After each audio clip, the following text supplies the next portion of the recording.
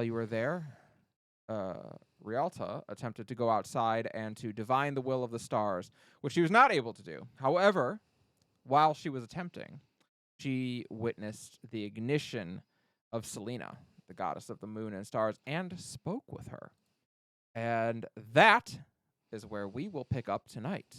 Selena has disappeared, and Rialta, you are hurrying back into the tavern to let the others know what you experienced. Is bursting through the door. So you're all sitting around the table. You are in the inn that I remember the name of. Oh God. Oh, what's it called? Prancing The Pony. Siren's Tears. No, the Prancing Pony. Yeah, there we go.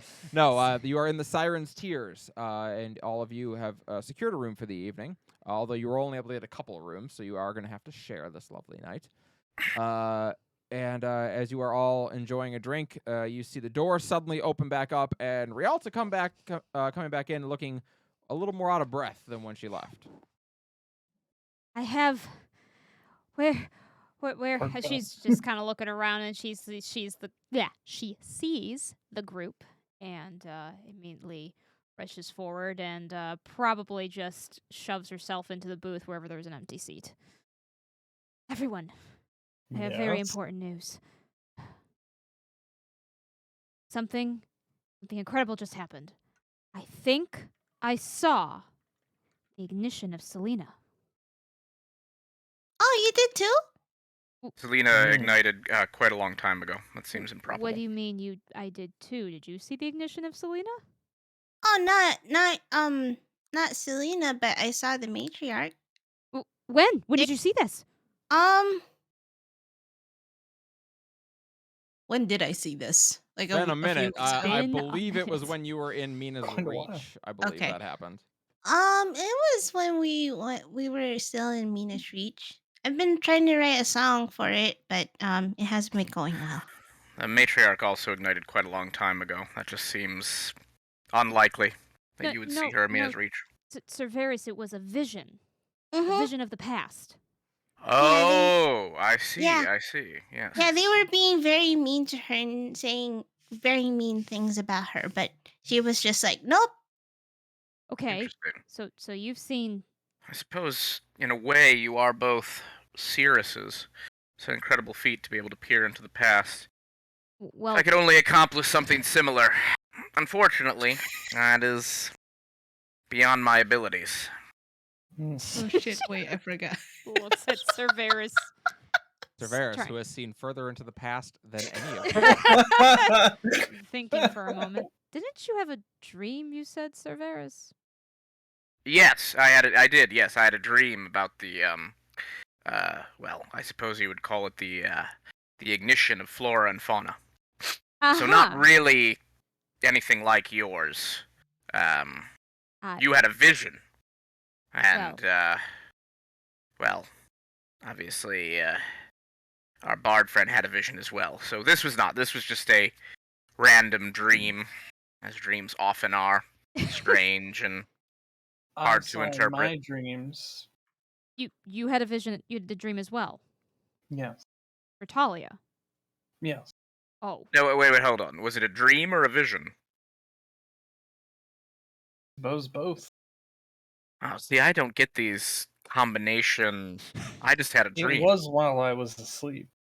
You had a vision while asleep. I feel very left out. I don't think you're as left out as you seem. I only had a dream. Didn't make any sense. Okay. Caldana, did you see yours? Nope. I feel like that one meme. You guys get paid?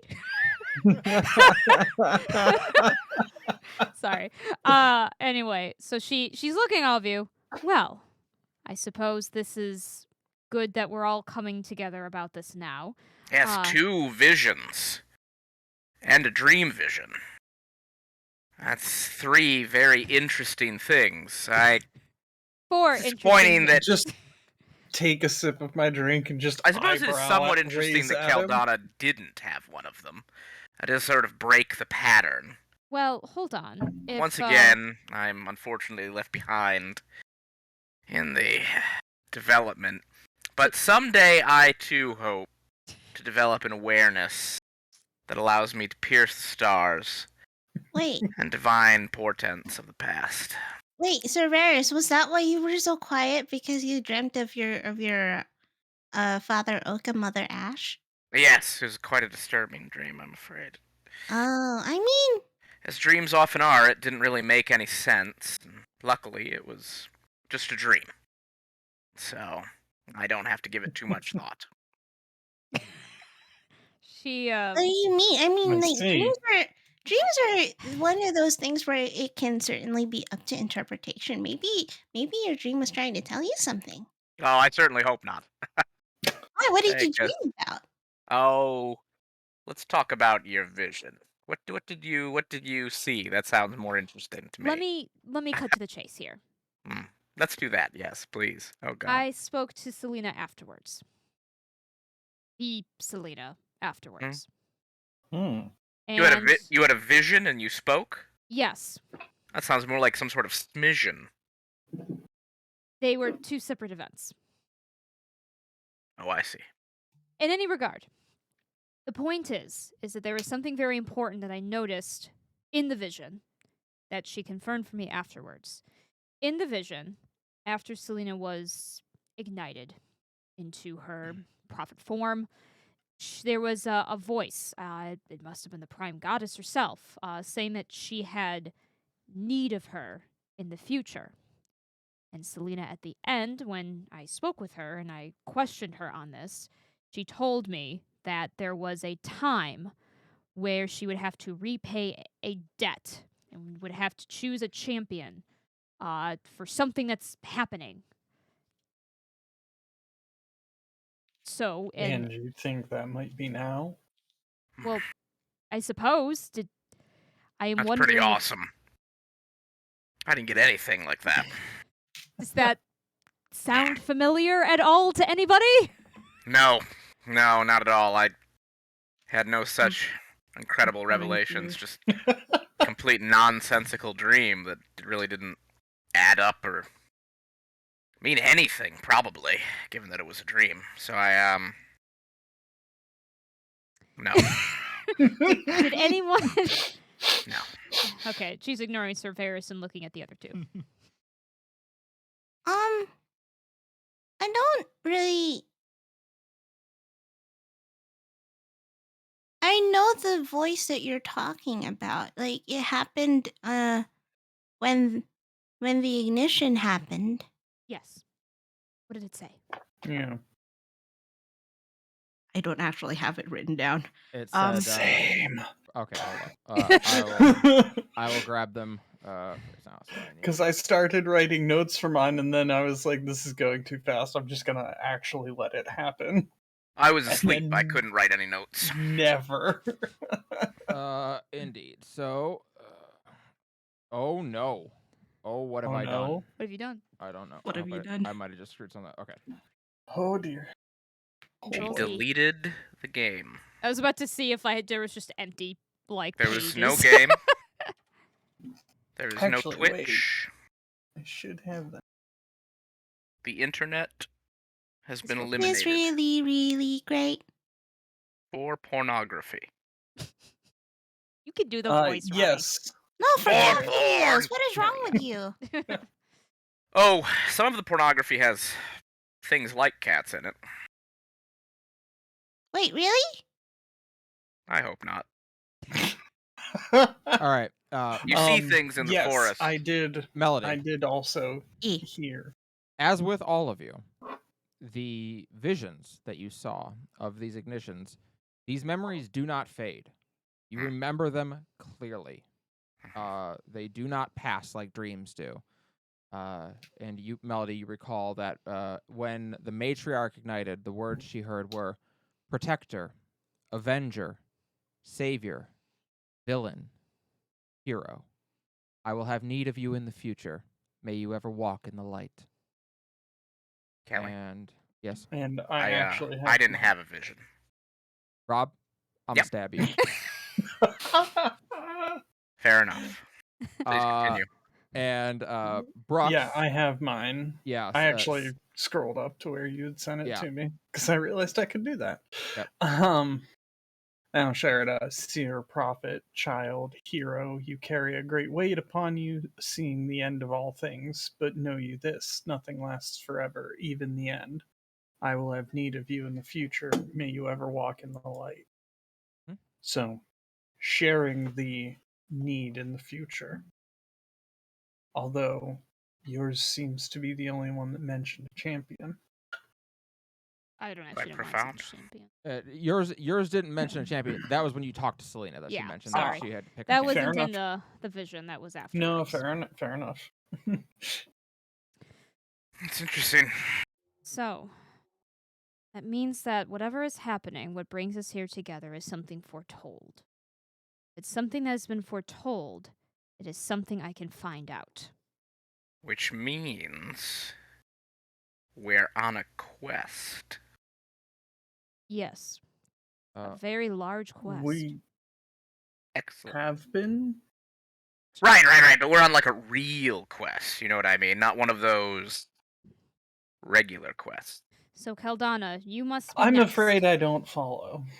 Some quests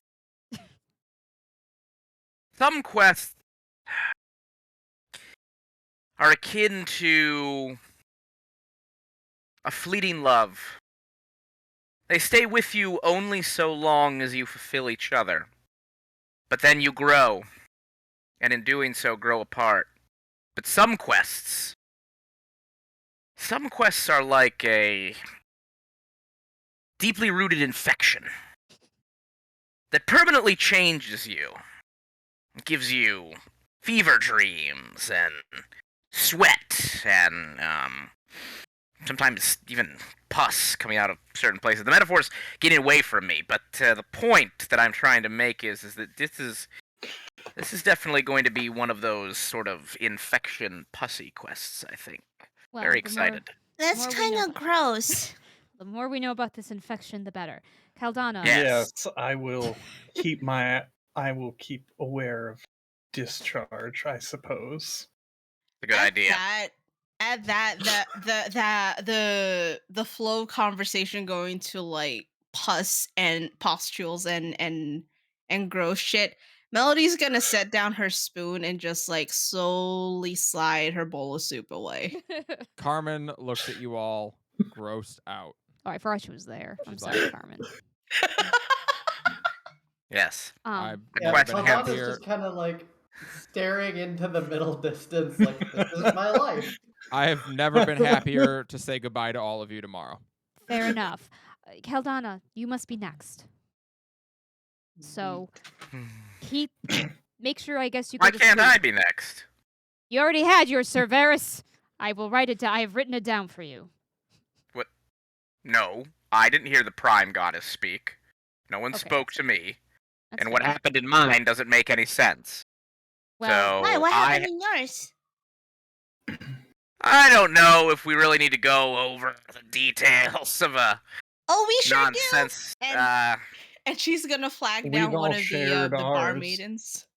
While you are all talking about this, the door opens and a beautiful woman enters. She has long black hair down to her butt, a sleek red dress that does not seem to fit with what anyone else in this city is wearing. She looks more like a performer of anything. She's a human Mhm. woman with deep blue eyes, and she slowly makes her way across the floor, her heels clicking underneath her feet. As she passes by the table, she traces a single manicured finger nail along Caldana's chin and continues over towards the bar.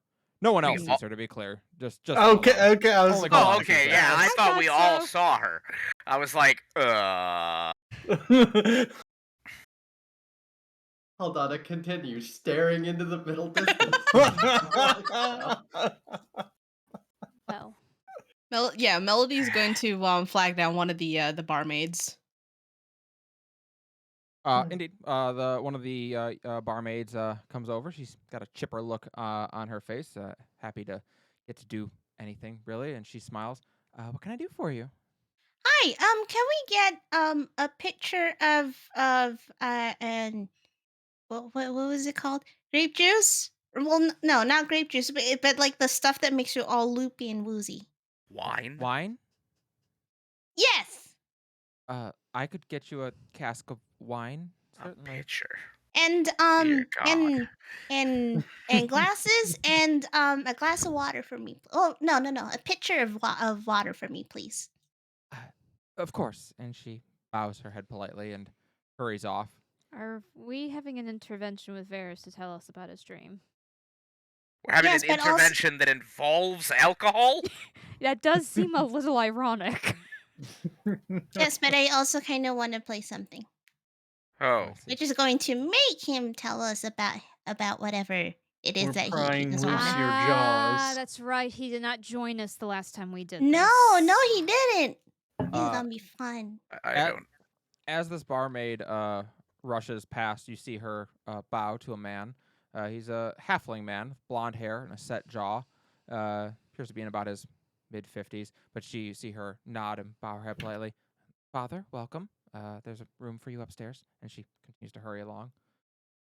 He is wearing the robes of a holy man, and he goes and he sits at the bar, although he notably does not order a drink. Could I make a roll to determine? Like, I don't know if his robes have like a symbol of anything. Yeah, you may. You don't need to. You are South Cross is a stone's throw from Lockheed's Stone's Rest, throw. and Not Eh, from Stone's Throw, though. Ironic. No, ironically, but no, he wears the two hands clasping a sword of Lockheed. He is a priest of Lockheed. Okay. Not Lockheed's Inquisition. No, No. he is a Okay. actual priest of Lockheed.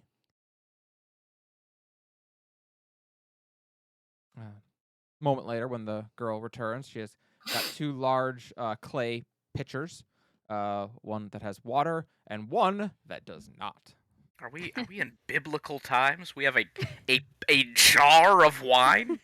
I mean, it's a clay pitcher.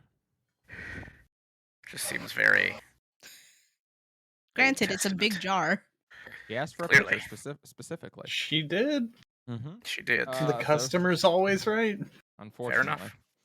But she also brings a stack of tankards, puts them all down in front of you, and nods. If there's anything else, don't hesitate to ask. Thank you. Oh, dear. I'm sorry. What was your name? I didn't quite catch it. Mia, so nice to meet you. Mia. Okay. We have to tell them to stop naming themselves. They often die when they do that. Yeah, that's true. All right. Well.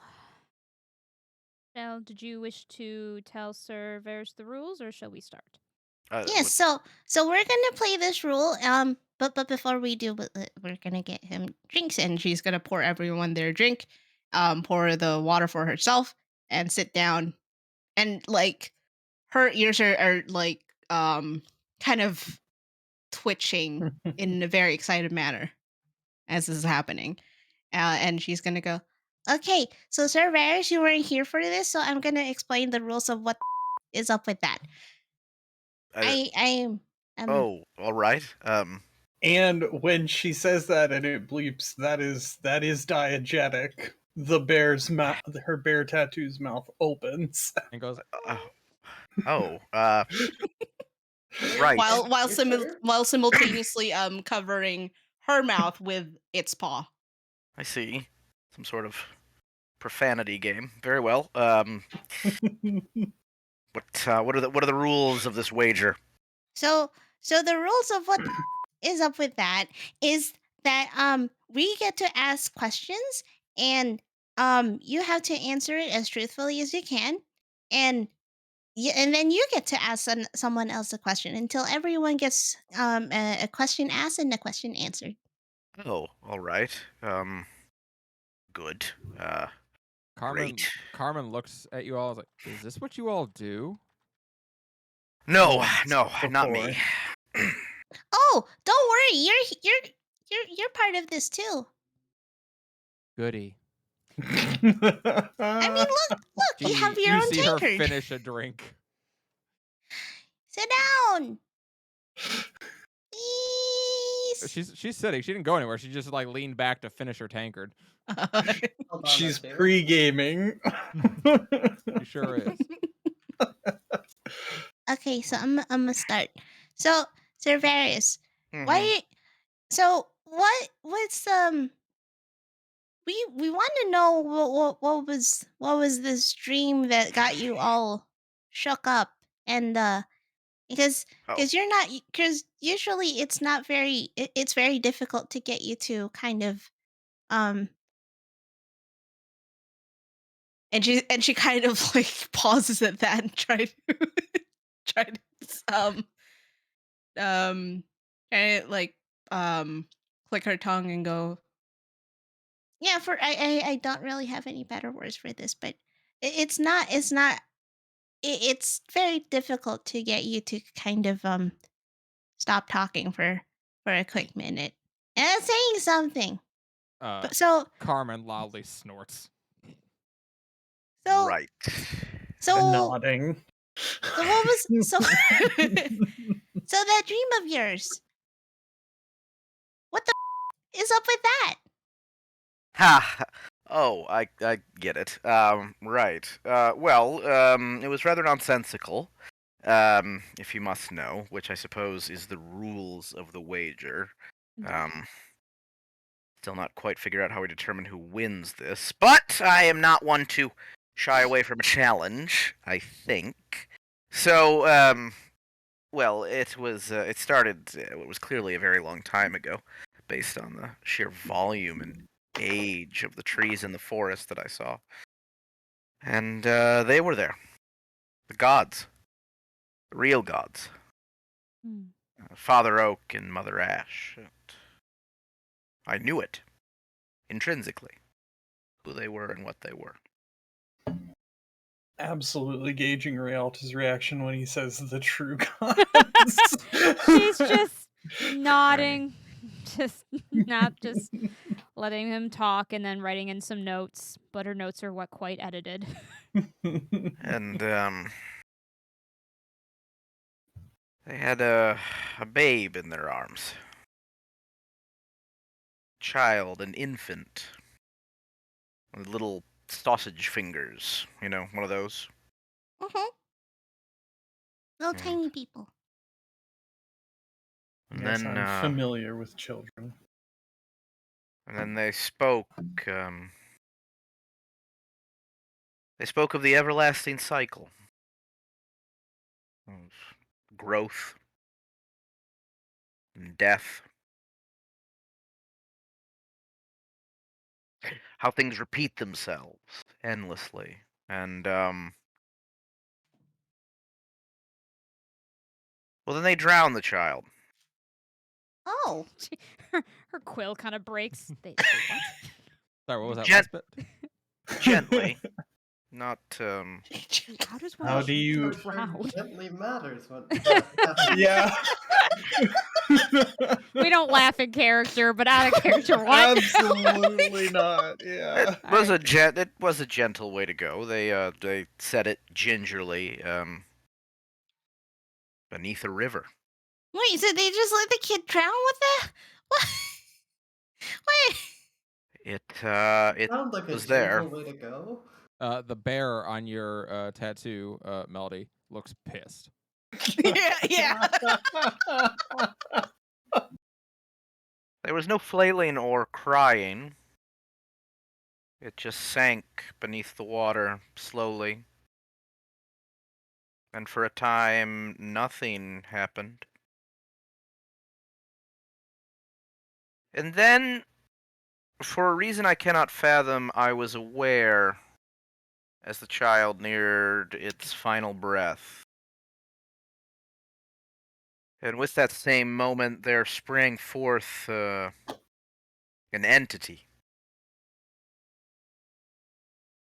It resembled, and even was eventually given the name, of one of the more modern gods. Fauna. Creature embodying the power of the beasts of the wild. of the sea and of the air. Those things that crawl and walk and climb and slither. And then it reached down and pulled forth another, a twin, so to speak. Flora, Mm. a being of the viridian vitality of the earth, a being of blooming and creeping, and the old, old growth of oaks, thin, thin branches of young ash trees. And then Father Oak and Mother Ash, then they passed on to their next part in the cycle. They finished growing and finished living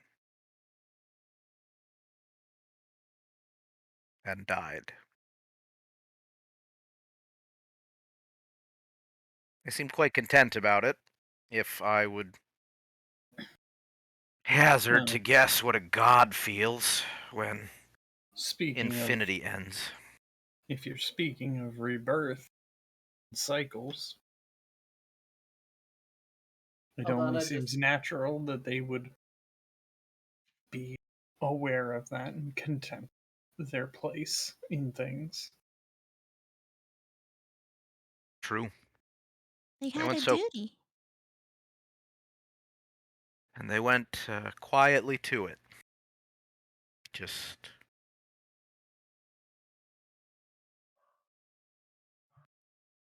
went at peace with the oblivion of everything that they had been and were, or ever be. Grief makes sense then. Grief? No, there's no need to grieve a dream. It was a disturbing illusion. Possibly because of something I ate, maybe. Quite a bit. That breakfast from several weeks ago may have finally made its way into my brain box, but probably too much cholesterol in the sausage. Brooks is absolutely giving him a look like she is not buying anything that he is currently selling. Melody is actually like she raises a hand and puts it on Cerberus's shoulder, and she goes,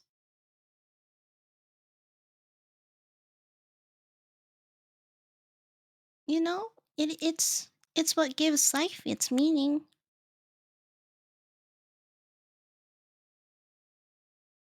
Yes, I suppose it is. To have something to pass on. And it's not like they're gone. I mean, Well, right? they're gone, Melody. No, I mean they they have a part of themselves in flora and fauna. Not quite the same thing. If it were true. It's not quite the same thing to pass something down. Did you not say when we all first met that you had met these goddesses? Yes. I suppose I did, and I had. And they were there. Did they match what you saw? To a T, really. Almost, irritatingly so. Perhaps that's why I saw them that way in the dream. Just eyebrow. Nice idea. To pass on something to the next generation when it's your time. It's how life keeps going. Yes.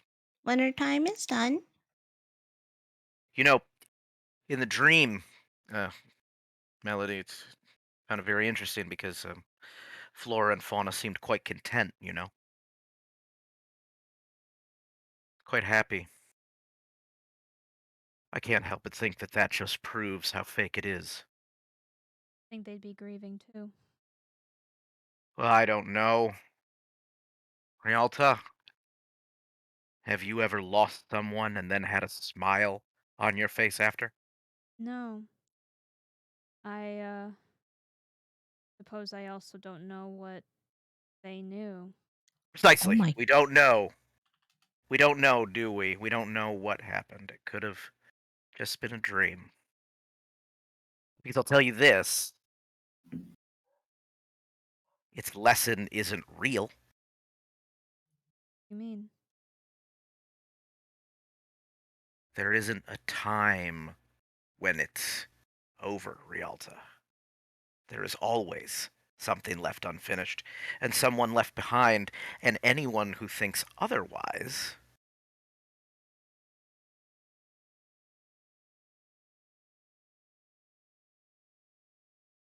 Are When we? Caldana's do just I get gonna to do like the next part of the game? Caldana's just gonna look over. Someone left behind like you?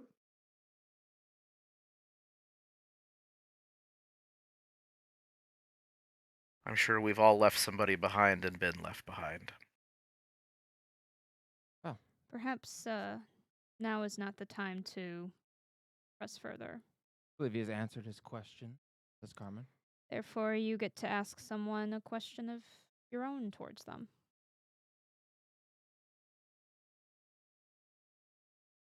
I Very believe, well. other than the person who asked you first. Right, and you can't ask The Melody. idea is to Of make a course. complete cycle. I am a man who abides by the rules. They're in place for a reason. They give us a purpose in an otherwise chaotic or uncaring wilderness. So,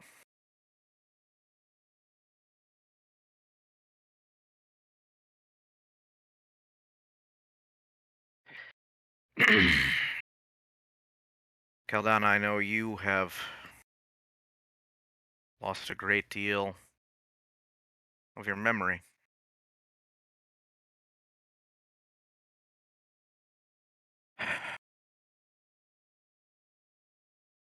And I also know that you haven't lost all of it.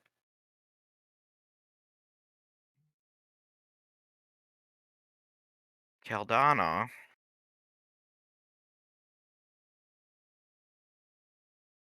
I feel like since I've known you, there's been something just beneath the surface you've been itching to tell me. What the fuck is up with that? Oh, bad word. Oh, sorry.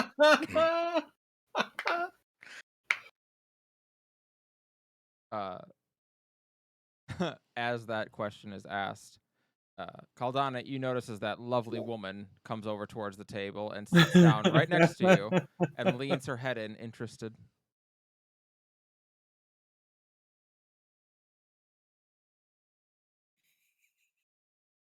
Short of the demon that's in my head, I don't know what Varist is asking about. Oh, Pretty meta. Cerberus just thinks you're suspicious and is in a bad mood. And so That's now about it. he's trying to pry something intimate from you in a sort of flailing man baby rage.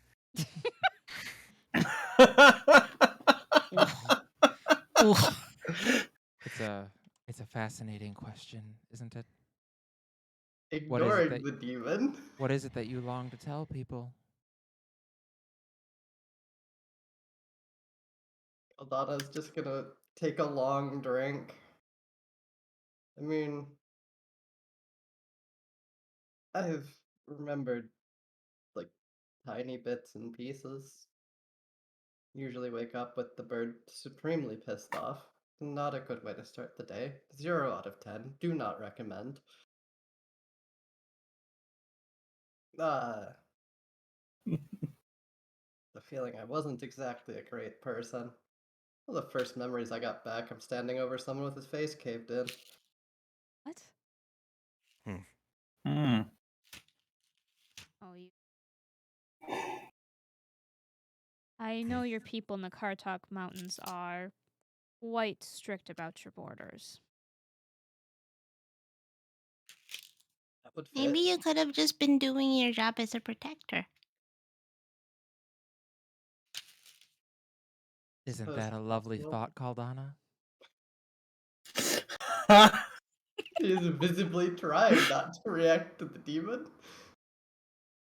It would certainly fit your skill set. That question was beneath me, Caldana. I'm sorry. I appreciate you sharing, though. I am sure that whatever you were before, it is evident now in what you've done and what you care about. That you're a good person. Sorry, I'm laughing out of character, but Caldana just, well, it's out there now, I suppose. Until you get your memories back. Yeah. If I ever do. You will. Also, Sir Varys, you owe a gold to the curse, the cursed Oh. curse. Oh, I'm Well, so I thought sorry. that was part of the game. You have to say that. Only you get censored. I do feel like this game might just be a way for her to get money into the. Well, we didn't have to give her money last time. It's true. Wait, what? True.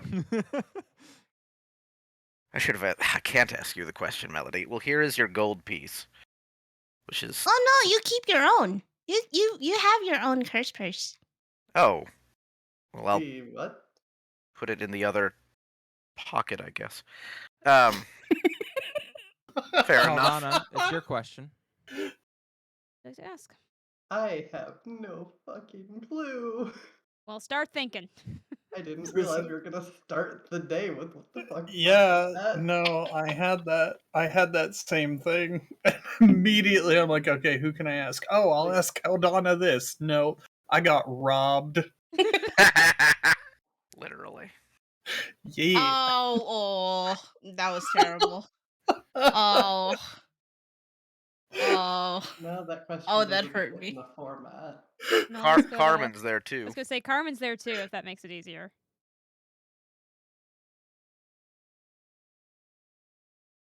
I can't really think of anything she wants to know about And- Carmen. And also try and avoid asking the same person you asked last time. Yes. Oh yeah. Who did I ask last time? I don't remember. I remember who I asked.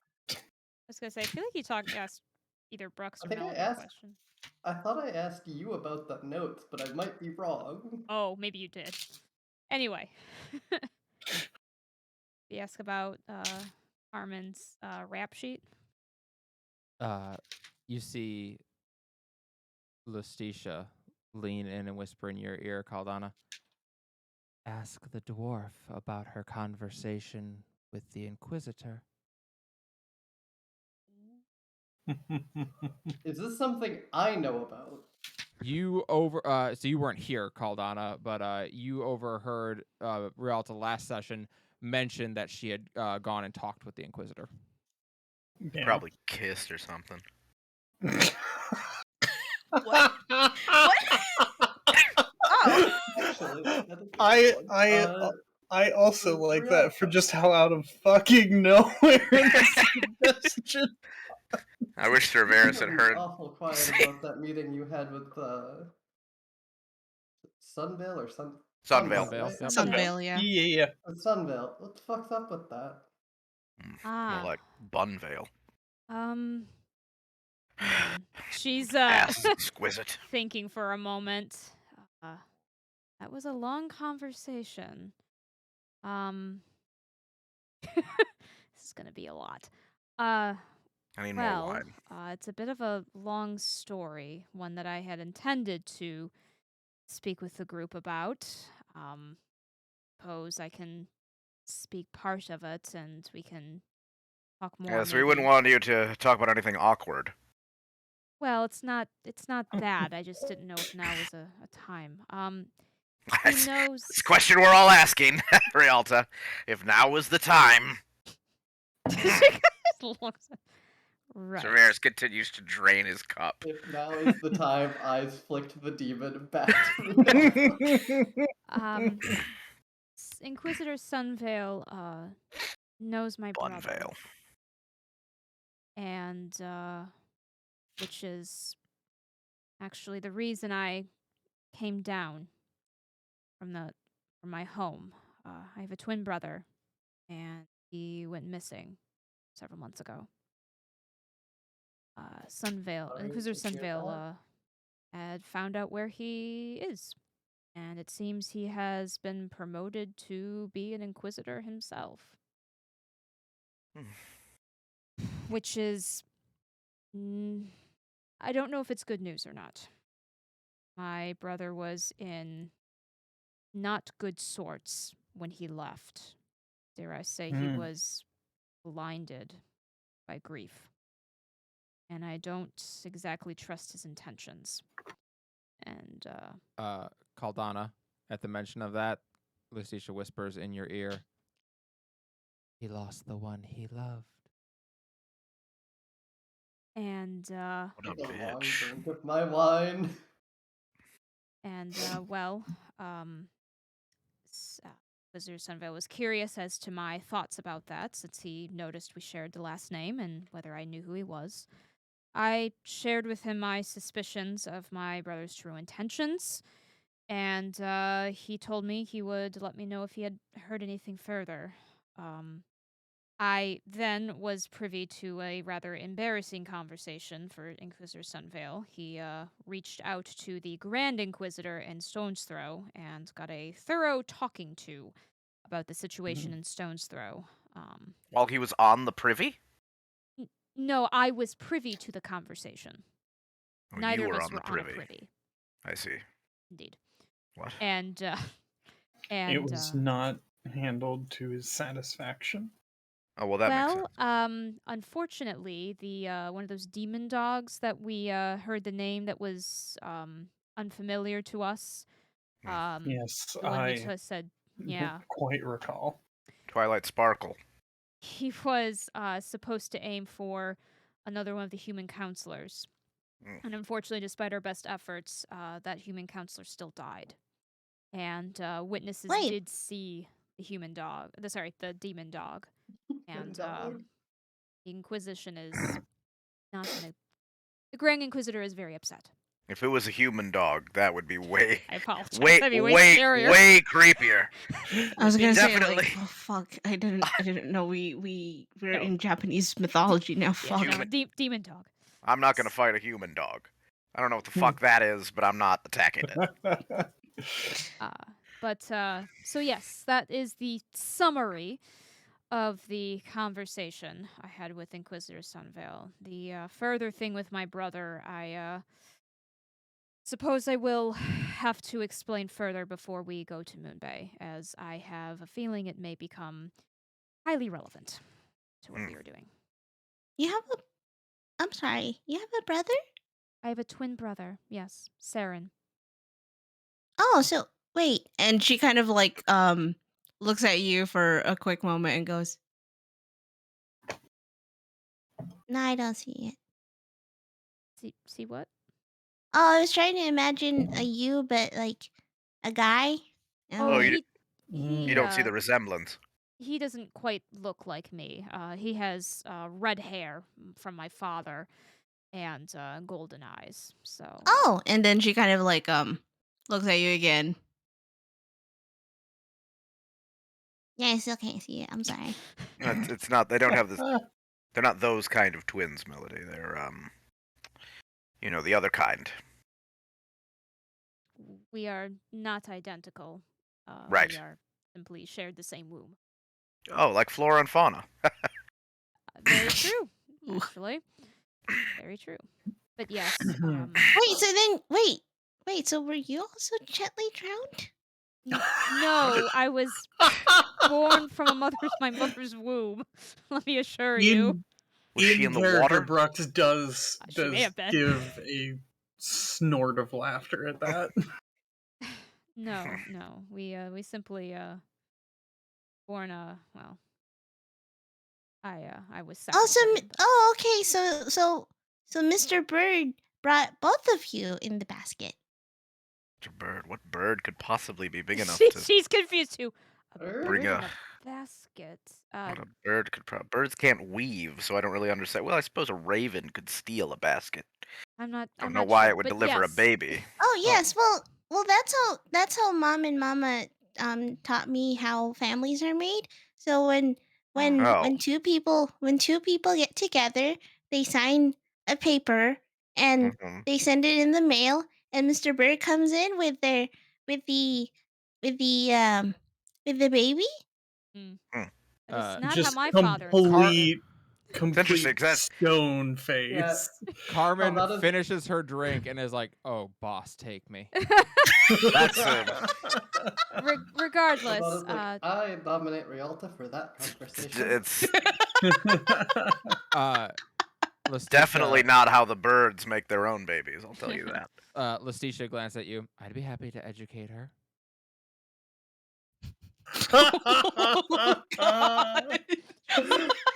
Does anyone else feel weirdly creeped out for some reason? I know it's a chill in the air. It's very strange. Fills her drink, drains it, fills it again. Stranger danger! Stranger danger! In any regard, Show us on the bear where the demon. Well, never mind. in any regard, I don't wish to take anyone else's turn, but I do promise I will eventually explain further of my brother, so that we're all made aware of the truth of some things that I am dealing with right now. I'm glad he's safe, Rialta. Yes, well, he is apparently on his way to figure out some things with fiends up in Savior's Cradle, was Savior's it? Cradle. In Yep. Savior's Cradle. Well, then I am glad he was safe. We shall see. Knowing him, he is too stubborn to die. Good Your way to be. question, Rialta. Right. My question. Let's see here. All right. Why do you have a Carmen. list? You have a list of them. That's true. Carmen, I had the pleasure of hearing your charges the other day, and I was just very, very curious about the why behind one of them. It was the let's see, what was it? Not pretending. What's the word? Impersonating. Impersonating a priest and licentious behavior with the nuns. What's the F is up with that? That's what I asked them. Well, Hmm. I I was actually fleeing at the time. I had I shouldn't say I'd been caught, but the alarms had been raised after a particular incursion into Mina's Is that what they're grove. calling it? And I was running and fleeing, and I looked for a place to hide, and the temple to Delenfer was open at that time. Oh my fucking The priestesses inside, of course, would not just allow me to come in after hours, especially not dressed as I was, so I disguised myself as the father of the temple. And, well, it was a long night of having to keep hunkered down and undercover until the guards let up in the morning, and busied myself. Hey, Callie. Hmm. That priest of Loki, excuse me, that priest of Loki you mentioned, can he overhear this? Yes. Right now? She's not being quiet about this. Of course. She is What- not. what- She is I not want ashamed to of know this his story. reaction. Hmm. I want to know his reaction. You want to look over? Yeah. He stiffens noticeably as I he. bet. Yeah. Also. But you see him. He has a glass in front of him, which you presume is water, but I don't know. Maybe the priests drink. But you would think it was water. Vodka, probably. As he just Yeah. kind of. You can see a sort of. It is not his place to judge others. Guess that's not how they do it in the Temple of Laki, eh? I want to nudge whoever is next to me and point this guy out. He is he is a man in his 50s, and he is a priest of Laki. I was excited the story he's heard in a while, I imagine. Is that normal for the priests of Delenfer? Is that like a ritual thing they do? Some sort of fertility rite? Yeah, is it Kelly?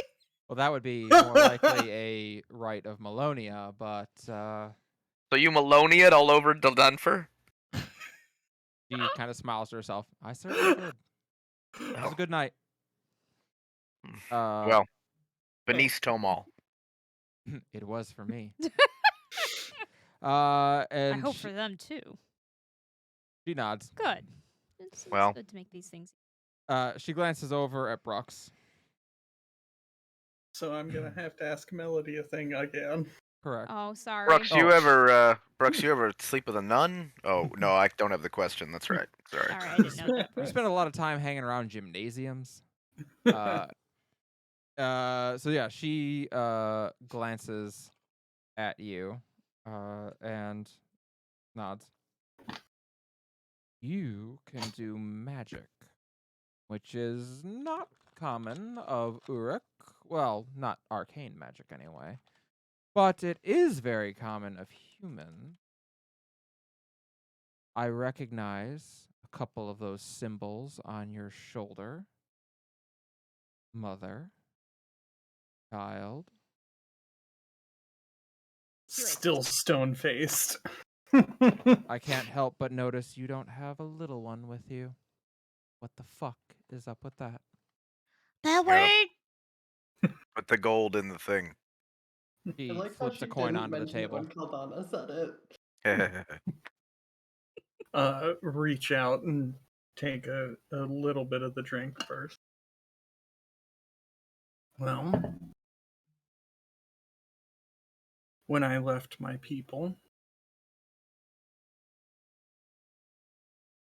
it was in something of a hurry. I could only get myself out that time. Was it that you could only get yourself out or that they wouldn't come with you? She seems to have some knowledge of Uruk culture. Yeah. No, I was not able to. They were young.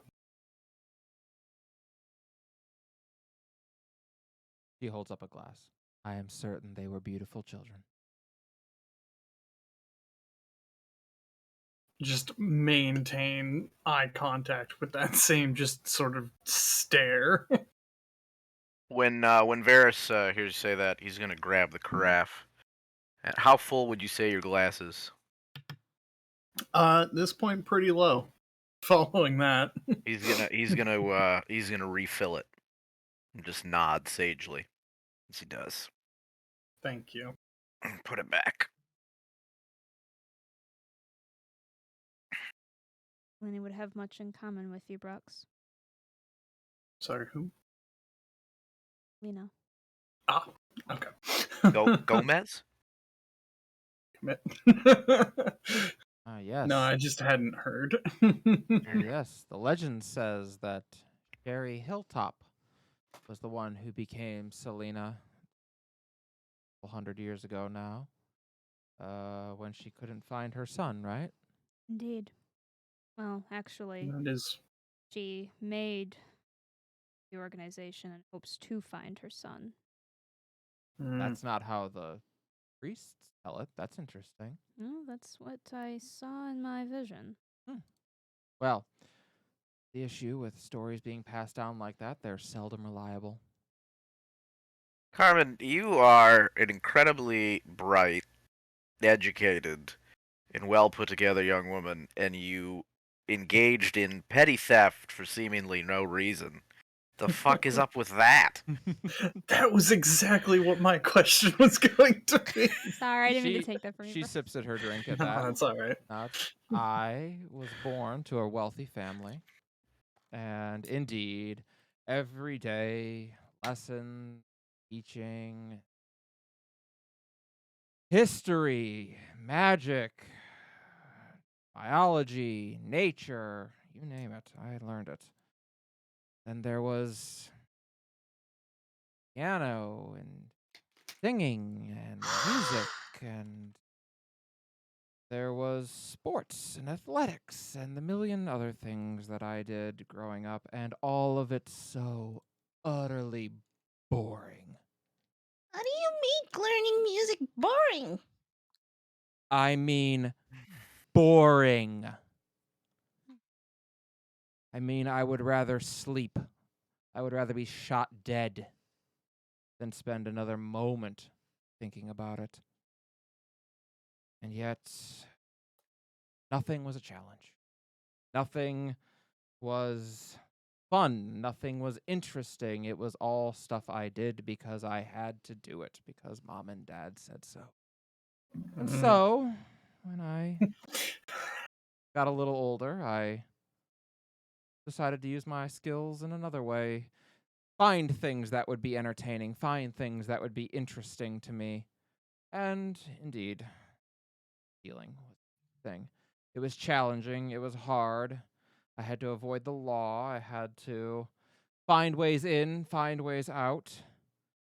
It's for brief moments when I would do it, world was interesting. World was fun. And yet now even that seems boring. Even stealing things isn't fun anymore. Now I have to do something bigger, something better, and it's going to be the end of me. Fascinating, isn't it? When I was 16, I went and saw a fortune teller. She was interesting. Black hair, angular face, sharp teeth, strange woman. And yet, she could tell me things about myself that no one should have known, no one should have been able to tell. And I know how to cold read people. I know how not to be cold read myself. She told me something that made me know she was a hack. She told me I would die saving the world. That would be the day. Yet now I sit at a table with 5 people chosen by goddesses to save the world. And my time is coming. And she finishes her drink and stands up. So if you'll excuse me, I'm going to enjoy what time I have left. Good night, everybody. Can Melody uh uh reach out for her hand before she goes? Yeah, you can take her hand, and she stops as you grab hold of her hand.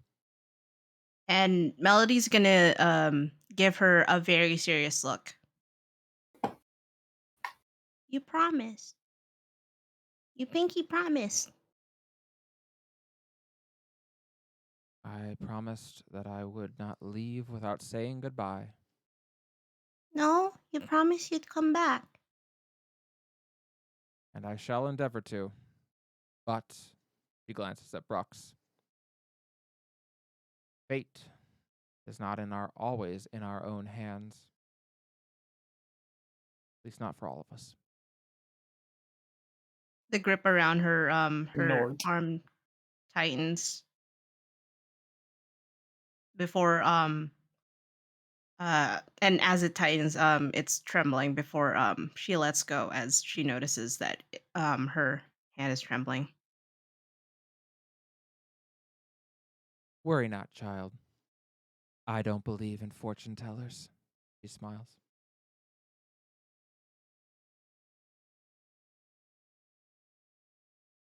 He'll be all right, Melody. Yeah, She'll she heads survive. upstairs to bed. She survived a fall down a pit with a purple worm in it. I'm sure a little adventure with a cartel will be nothing for her. Cervera says, looking about as certain as one could expect a man, 3 wine cups in, and slightly man-babyish depressed to look.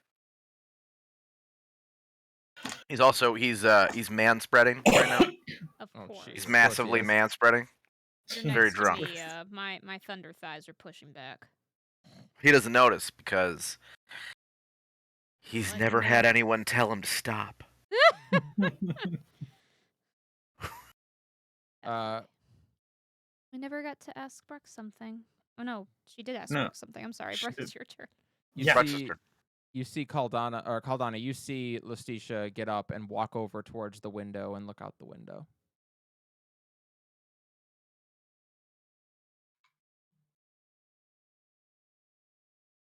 Fucked up that I can just lay this thing on my belly and use it like a table.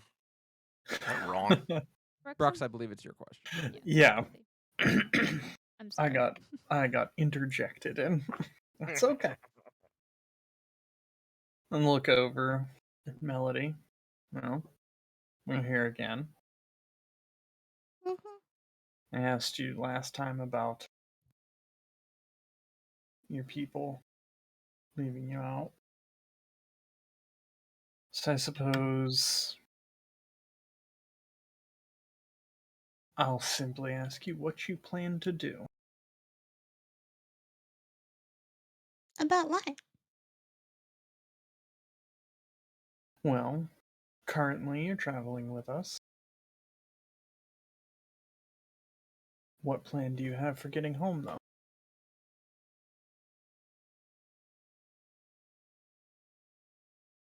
I'm gonna roll. Once we are done. Check.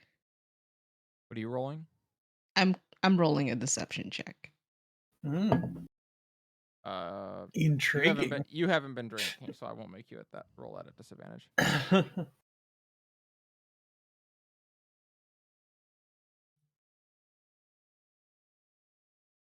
That is a 24. Yep. You may roll insight against that Brooks if you wish. As Melody answers. Melody, go ahead and answer.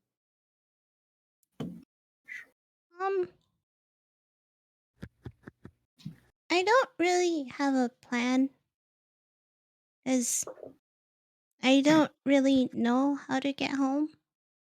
I'm hoping to find someone who knows how to get home, and I could ask or tag along. But this is kind of takes some priority.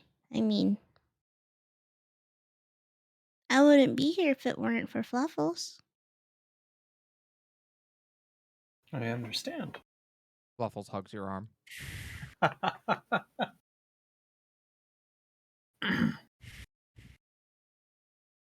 And she kind of like leans against that arm.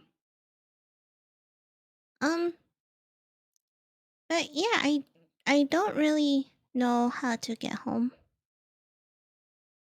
But I'm hoping that I'm still able to do what I can to help heal the world. And if sometimes that means that I won't ever get to go home, well, so long as I'm able to make a difference, that's okay. It's-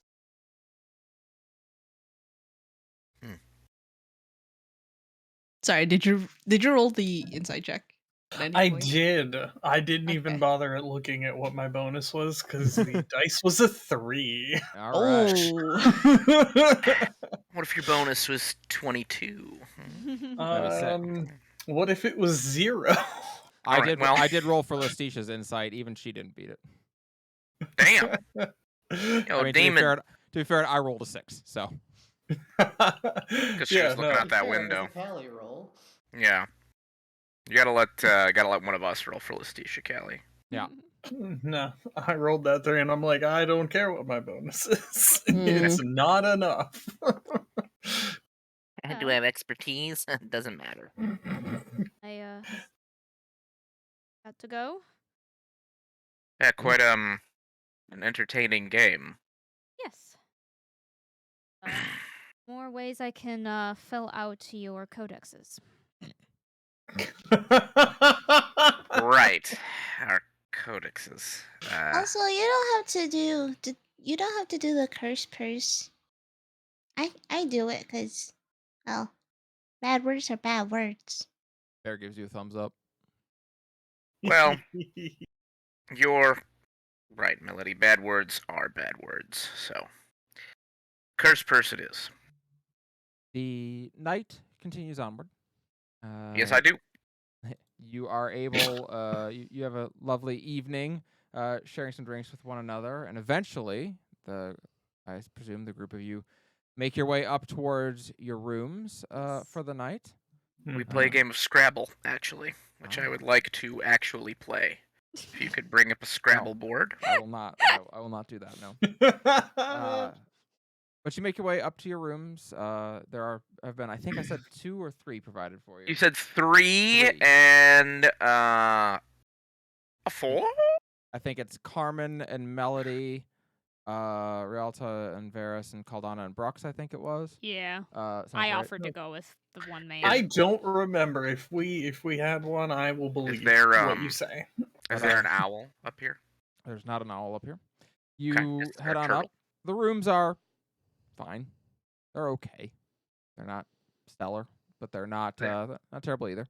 They ain't no widow's revenge. It's no widow's revenge. They ain't absolutely no not. stable, you know what I'm saying? Yeah. Okay. They each have 2 beds in them, and you are able. Actually, they each have 4 beds in them because they're meant to for holding larger groups. But you. So why do we get 3 rooms? Yeah. What is this logistic? Well, you asked originally for 5. Yeah, and then they said they gave us and he 2. said all I have is Well, 3. the woman did a poor job of giving me information on the number of beds in the room, I have to say. Yeah, this was not made clear to us. Sir Varys could have had a room to himself with 4 beds in it. Stuck them all together. Make a mattress for it. He'd make a big old mattress for himself. Does anyone else want to do anything before you go to sleep tonight?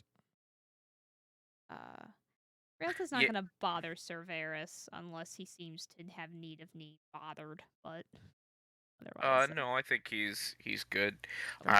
He will thumb through a book by candlelight for maybe an hour before retiring. So will Rialta, so you're fine. Fair enough. They're good for books.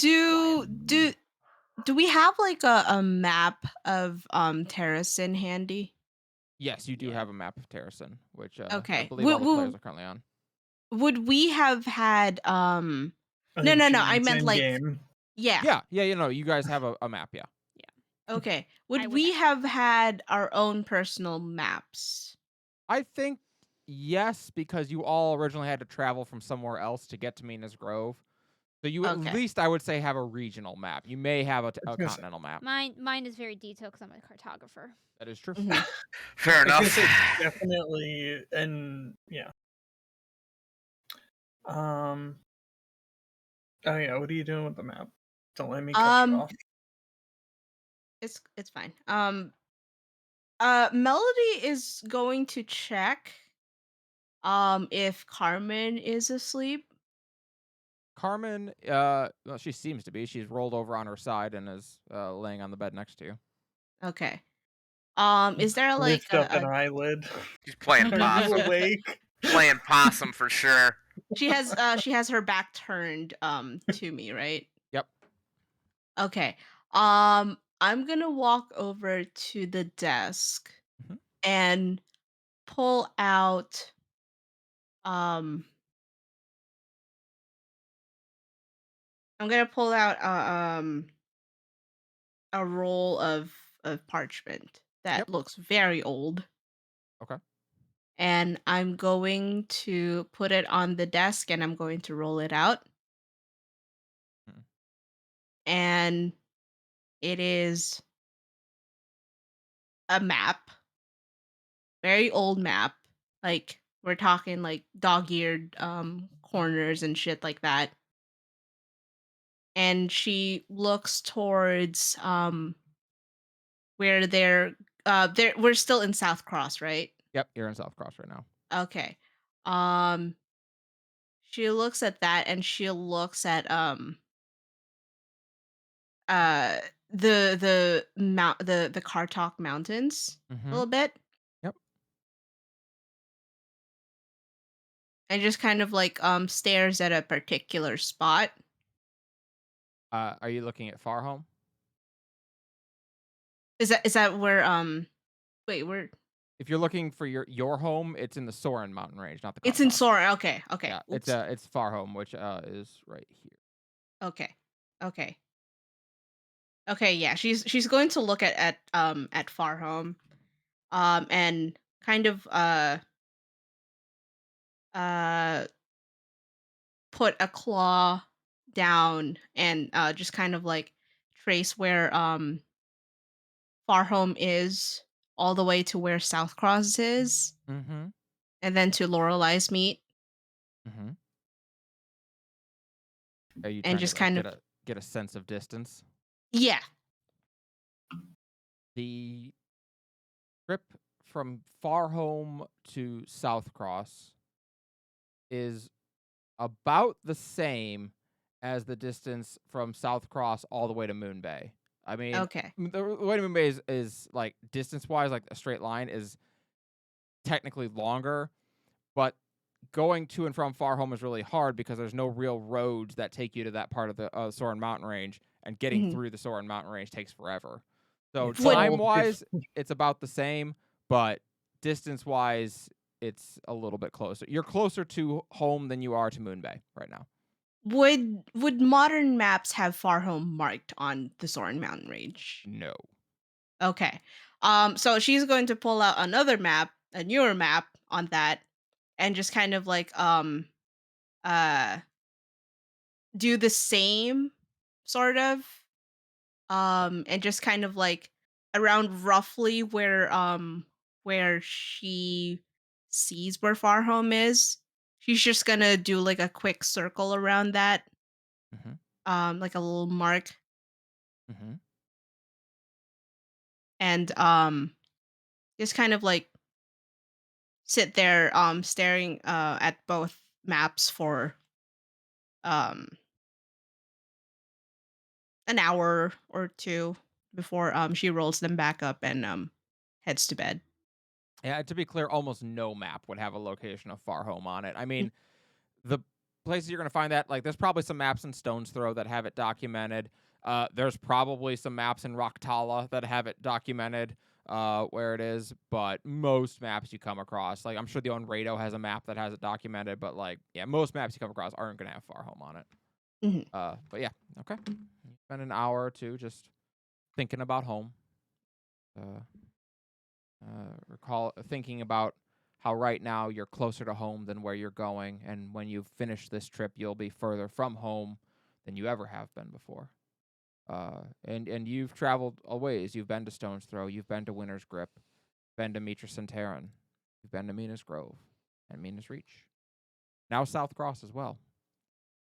You've never traveled as far as Moon Bay, and you've heard the stories. Even your people tell stories about how beautiful Moon Bay is, and how if you're willing to travel further beyond, you can reach the Sunset Village, where it's said the sun never drops below the horizon.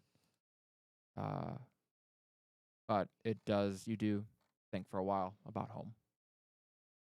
And if the window is open, or if it isn't, she's gonna have it open a bit and just look at the stars for a little bit. Mm. Um and just kind of like perch on the windowsill. You do. Just look. You do. You look up at the sky. It is not the same as the sky you see when you're in our home. It's or when you were a child. Of course, that was way up in the mountains, and the views were, of course, much clearer there. Rialta would probably know something about that. She has one of the best views of the heavens anywhere on Terrasen. Uh, and yet, some of the constellations you recognize, you see them up there just as they would be from your home. a good reminder that it's all still the same world. And with a sad smile, she's going to just whisper, more to herself than anything.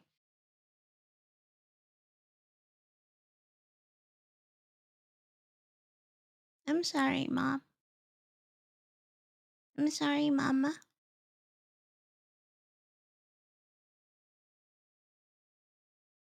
I haven't been honest. But I hope that wherever you are,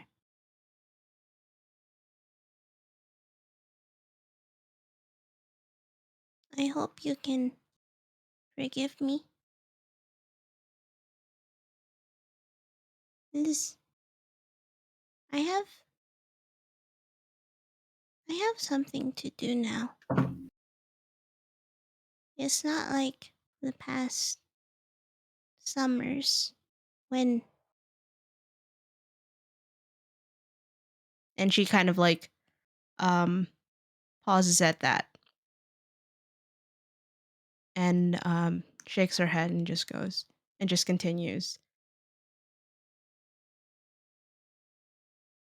I'm sorry I haven't been home.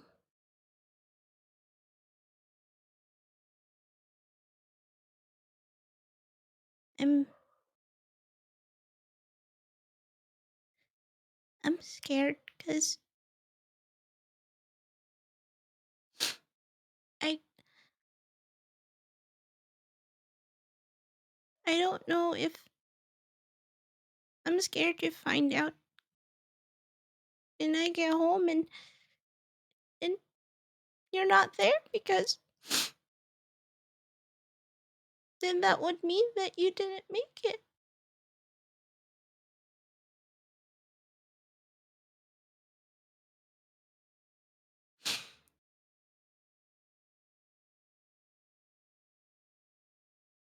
That warm hug takes you from behind. Feels like being held.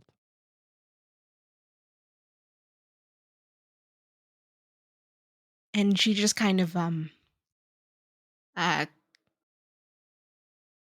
uh she kind of like tries to put an arm um against her shoulder where she would think that hug Mm-hmm. would be.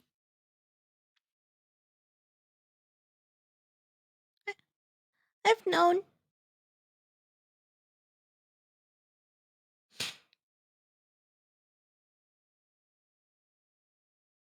Hear anything? But that feeling doesn't leave, so you go to lay down.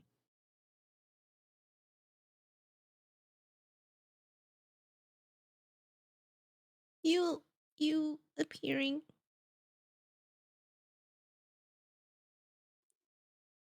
pretty much told told told to me.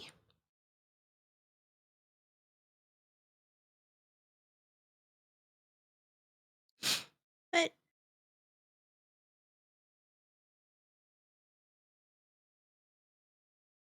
there's still a chance. I can still hope.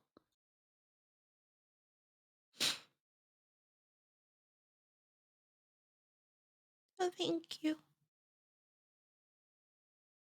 And she's gonna close the window and uh go to sleep. Yep. Feel that hug until you lay down and go to sleep. Bear seems to be protective of you tonight, just patrolling across your flesh. Does anyone else have anything that they wish to do tonight?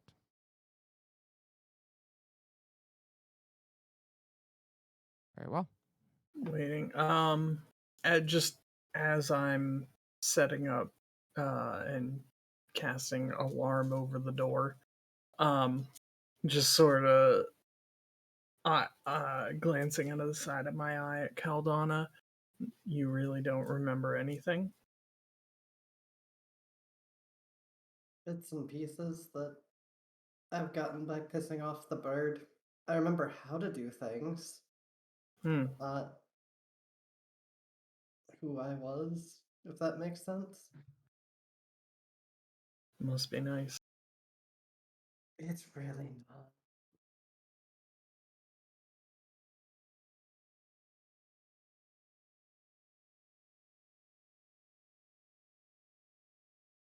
Sometimes I wish I could have something like that happen. I don't recommend it. As I step back away, finishing up.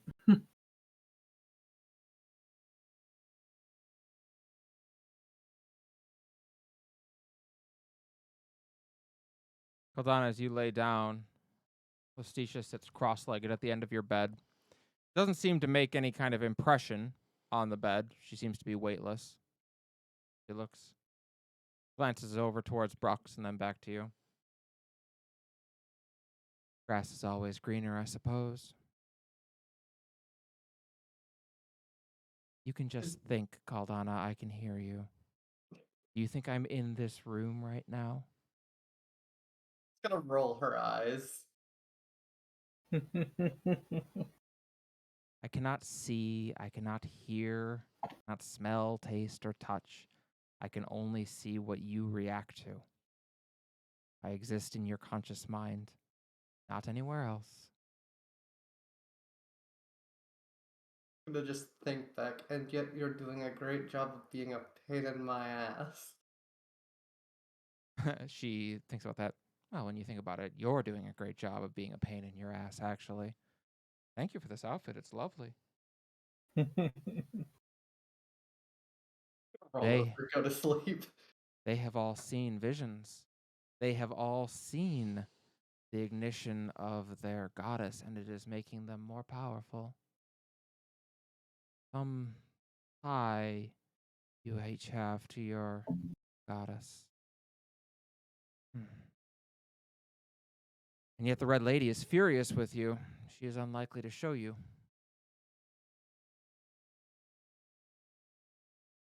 I see where you're going with this, and I'm not buying. You don't even know what I have to offer. They have all gotten to see the ignition of their goddess. Selena, who searched for her son and failed. Talia, who saw everything. Flora and fauna, whether or not the knight wishes to believe it. Children of gods and goddesses before. The matriarch walked through the streets and branded both evil and good. I only know them through the myth and legend. Never actually seen their ignitions, but the Red Lady's ignition I have seen. I have dominion over that story. She smiles.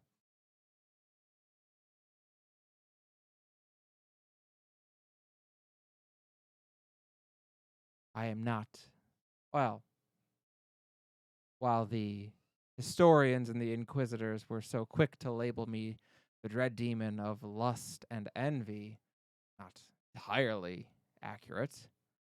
I am more aptly the dread demon of lust, envy, love, and charity.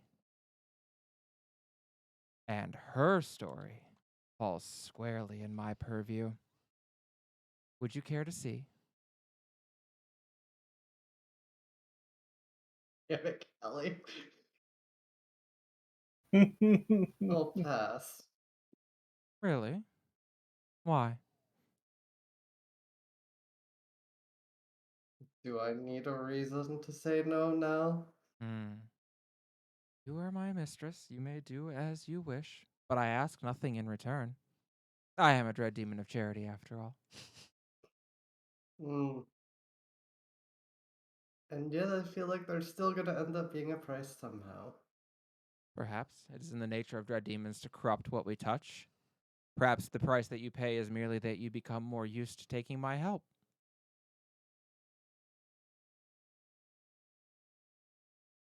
God damn it, Kelly. No. It's gonna roll over. Suit yourself. I'll be around when you need me. And she I mean, you can't see, but she disappears out of the room, although still somewhere in your conscious mind, you suspect. Although she does say before she leaves,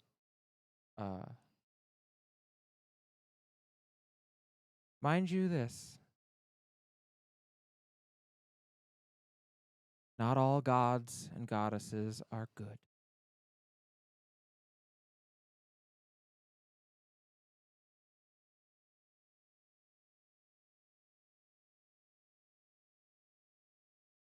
I Night. mean, that seems legit to me. I mean, just, run it.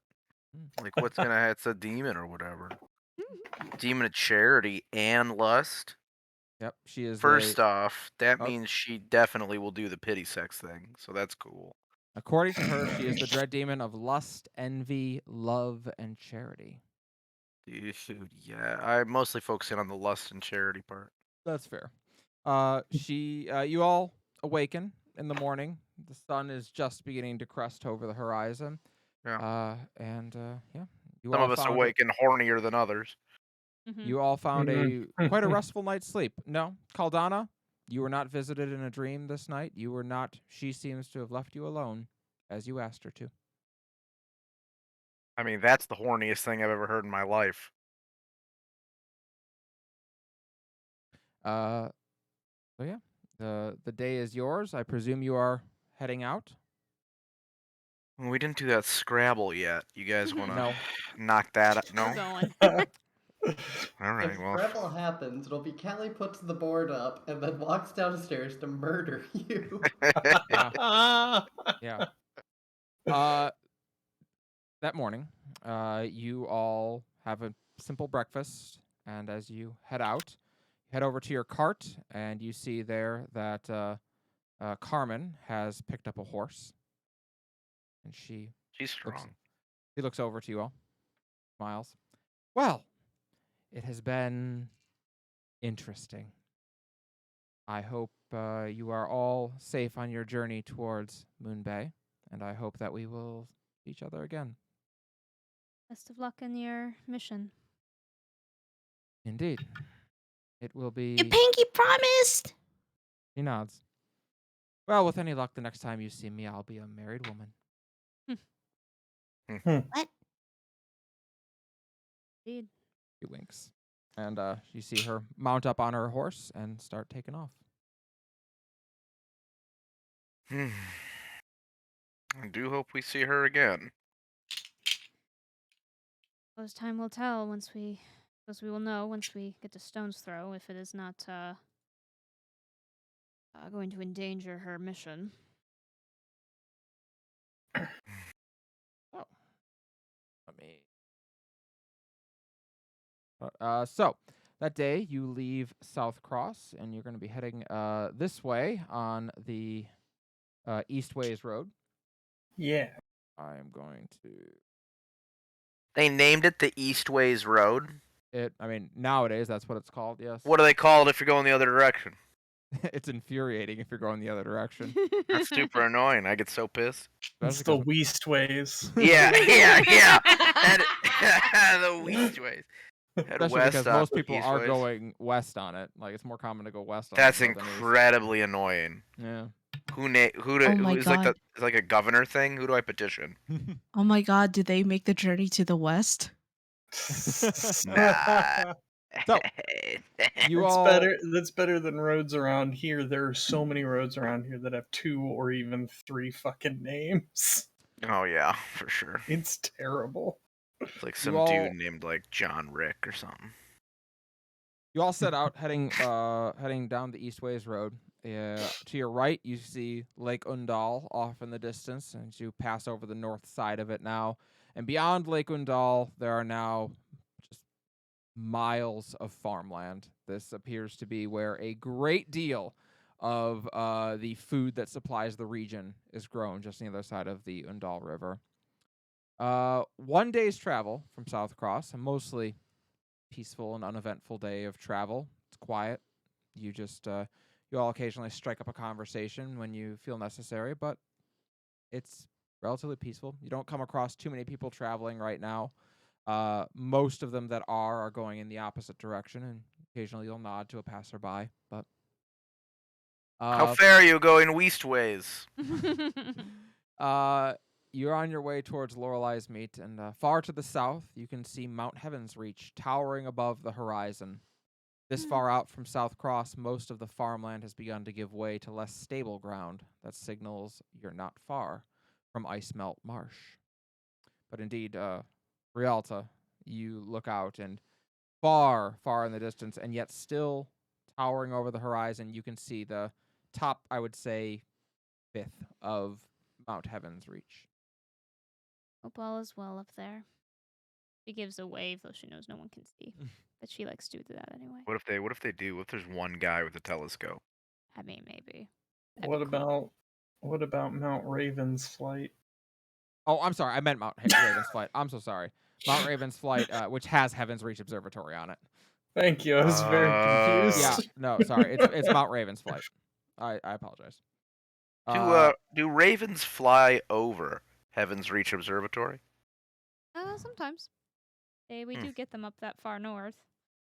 So ravens can fly above heaven. They are Good quite to know. special that way. Sometimes, if you're lucky, you might even find a white one. A white raven? They're rare, but often the ones near the schools are just very, very fat. The kids like to feed them. Exactly. Fat raven sounds ridiculous. It does, doesn't it? They are pretty funny looking. Chonky raven. I like the one named Max. Maximum fatty. Continue along. On the north side of the road, you spot a simple home set to the side of a large farm that appears to be growing turnips, potatoes, root vegetables, things that can handle the long cold seasons in this part of the world. Working the fields, you see a tall elven man with long golden hair that shimmers in the evening sun. Seeing you coming down the road, he makes his way out towards the road and waves. Hail, travelers, bound for Lorelei's Meet? He asks, his voice deep. On that note, who is driving the cart right now? Oh, the horse. Well, who's driving? They're pulling the cart. Oh, sorry. I'll be up there. Okay. All right. Well, that's pertinent then, because that wasn't me making a joke. I misunderstood what you said. So sorry. Then he doesn't say quite that. He says, "Hail, travelers, bound for Varys? You recognize this man, Sir Varys. This man is Sir Aaron of the Order of Oak and Ash. He's a man in his mid-50s. Right now his clothes look simple and plain, cloth and leather. He was in the Order, although 10 years ago he went missing, just disappeared. Although at that time a lot of people were starting to just leave. So, but you recognize him. That is indeed Sir Aaron. Sir Aaron? Sir Varys is a friend? It's just Aaron now, but That's yes. a shocker. Someone stop these horses. Hold on. I think you can stop the horses. That would be you. Oh, right. The cart comes to a sudden halt. I hop off and Jump walk off. towards him. Where is he going? He looks at you and nods. You look well. I'll hop up into the driver's seat. Yes, I didn't even know you were alive. Yes. Well, suppose that would be about right. Me and two others left about. How long has it been? 10 years? 11? Long time. You left. I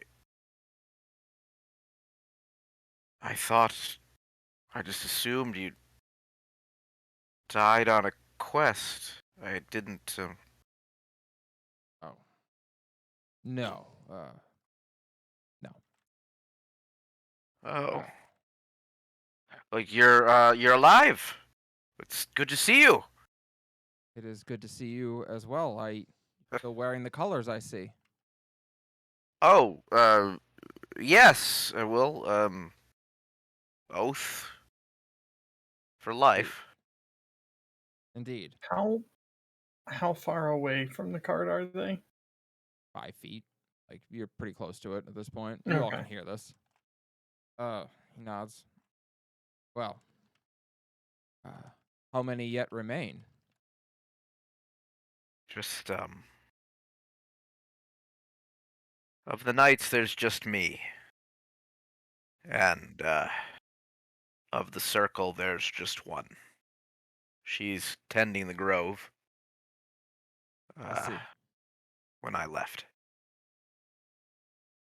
You have left as well, or you are sent Oh, away? no, I am, well, I'm on assignment. Assignment? Yes, an invocation, a quest, the sister that remained, in the circle, she asked me to go, spread the word. I see. And, these are my fellows, actually. We've been, anointed as such. Yeah, he looks over to each of you. Hello. Nice to meet you. My name is Aaron. Hi, I'm Melody. Hello, Melody. I'm Rialta. Rialta. Brooks. Rox. Aldana. Caldana. Yes, we met under most fortuitous circumstances, and, now, we're assisting the Inquisition. Ah. Well, suppose that is apt, given their founding. There are other things I'd like to tell you, Sir Aaron, about... Please, just Aaron. Now.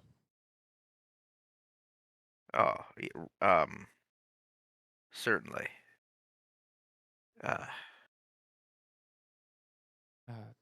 He looks back. Do your horses need to graze? Do you need a place to sleep for the night? I suppose technically we do. I wouldn't want to impose. Is this all no. your land? Mine and my wife's, yes. Your wife's? Yes. You see him turn and call back to the house. Helena! Please prepare some extra spaces for bed tonight. A moment later, a woman with deep brown hair, human woman, steps out. Her hair runs down to her mid-back. She's got a very soft, plain face, but looks very kind. She nods. Oh. She kind of hurries on over to everyone. Hello, we don't get... Well, most just continue on their way by. We don't have many visitors here. She looks to Aaron and he nods. This is Cerberus of the Order. He looks surprised at that. Oh, Cerberus bows. Oh, well, it's so wonderful to meet you, Cerberus. I am Helena, and Thorin is around here somewhere. He Thorin? looks around. He nods. My son. Your son? Oh, congratulations, Mr. Bird must have... Mr. Bird. Mm-hmm. This is Melody. She's quite young. Ah, understood. Right. Well, please, here, Thorin. And he calls. A moment later, you see a young man. No, not young man. He's a boy still. He's probably 7, 8-ish. He also has that same brown hair that his mother has, and is also human, just like his mother was. But he makes his way out and nods. Hello. He nods. Thorin, please. Take their horses over, let them get some food and water, and then meet us in the house. He nods obediently and hurries to go gather the horses, release them from the bindings on the Assistance. wagon. You help? Yes. He seems appreciative. He is still young. But indeed, man he grown. leads the horses away. He certainly seems to know what he's doing. Aaron nods. Well, please come in. You can. You are welcome to a roof over your head this night, at least. Thank you. Your generosity is appreciated. Of course. Anything for an old friend. You're too kind. Yes. Well, we'll keep most of our things, of course, in the cart. Maybe just a few knickknacks and that, just for the evening. Of course. And he takes you around and shows you towards the house. House is very simple. It's 3 rooms, a kind of living area, and then what you presume are 2 bedrooms, most likely anyway. But he nods. We'll set up some bedrolls out here for you, and I can't say it'll be the most comfortable you've ever been, but be better than the ground out there, and at least there'll be a roof over your head. You're too kind. Perfect. Truly. Inside the house, there's a lovely smell of stew that is being cooked. What you would guess is probably a lamb, maybe stew, with potatoes and turnips and carrots. But he nods. Fine. Helena is a very talented cook. You will have a good meal this evening, if nothing else. Helena nods and goes to see if she has 5 extra bowls. Well, certainly, If I wouldn't not, stay without earning our keep. Do you have any chores for the end of the day we could assist with before dinner's ready? He seems to look at you as if old lessons kind of peek back into his mind. Of course, yes, actually. He seems to think about it for a moment. We just did finish baling up some gathering up the harvest. Perhaps I could impose on you to secure them to our wagon. Secure the sacks of turnips to our wagon. Well, I would be most happy to help. Take it as payment for the room and board this evening. Thank you. Severus goes out to begin bundling those turnips. Mm-hmm. I'll go help. Whoever wants to go help can, or if you wish Alright. to stay inside and talk with them, you may as well. I will. I see that. Well, I'm not the strongest person. Is there perhaps something I can help with dinner, or? Helena, and she smiles. If you wouldn't mind, there's always many dishes that need to be cleaned after cooking. Oh, not at all. Thank you. That's very kind of you. He will do so. Well, help out. Do your part to help get everything ready before dinner is eventually called and served. And indeed, Helena is a very good cook. Aaron was not lying about that. Thorin seems supremely interested in the Uruk, the Tiefling, and the Dragonborn who are here, all of which he has not seen one of probably ever at this point. So he is peppering the 3 of you with questions nearly constantly, so much so that eventually Aaron is like, Soren, please allow our guests to rest. They have traveled quite far this day. I'm certain they do not need to answer questions all evening. Oh no, I don't mind. Thorin looks to his father, who just goes, very well. And Melody, he sits down and wants to know everything there is to know about Dragonborn, ever. And also, he wants to know if he can be a Dragonborn when he grows up. And she kind of pauses and thinks on that. And she goes, I don't know if your parents put down Dragonborn on their paper when they sent for Mr. Bird. So there's still a chance. Soren looks so betrayed at his parents, who were like, why didn't you put down Dragonborn? I didn't realize this was an option. Why didn't you do this the right way, Mom and Dad? Boy, isn't that a fucking feeling. Yeah. Ugh, God damn it. Can't believe you. Dare you? How could you? I could have been Well, a dragonborn. It's basically what he's like right now. You could have made my life so much easier. the boy's got a strong spirit. Helena, Aaron. Worthy of a dragonborn. How old is he now? He is 8. 8 summers this year. Squire's age. Yes, he would be a squire's age. Although, well, I do wish him to learn to defend himself, but maybe not as I learned it. Helena seems to give a very stern look in his direction, and he nods as if to say, "I know." Right. Well, looks like a strong lad. He is. He is. I'm proud to say he takes more after his mother. She rolls her eyes. Clear resemblance. He will grow to be a vision, my lady. Clearly.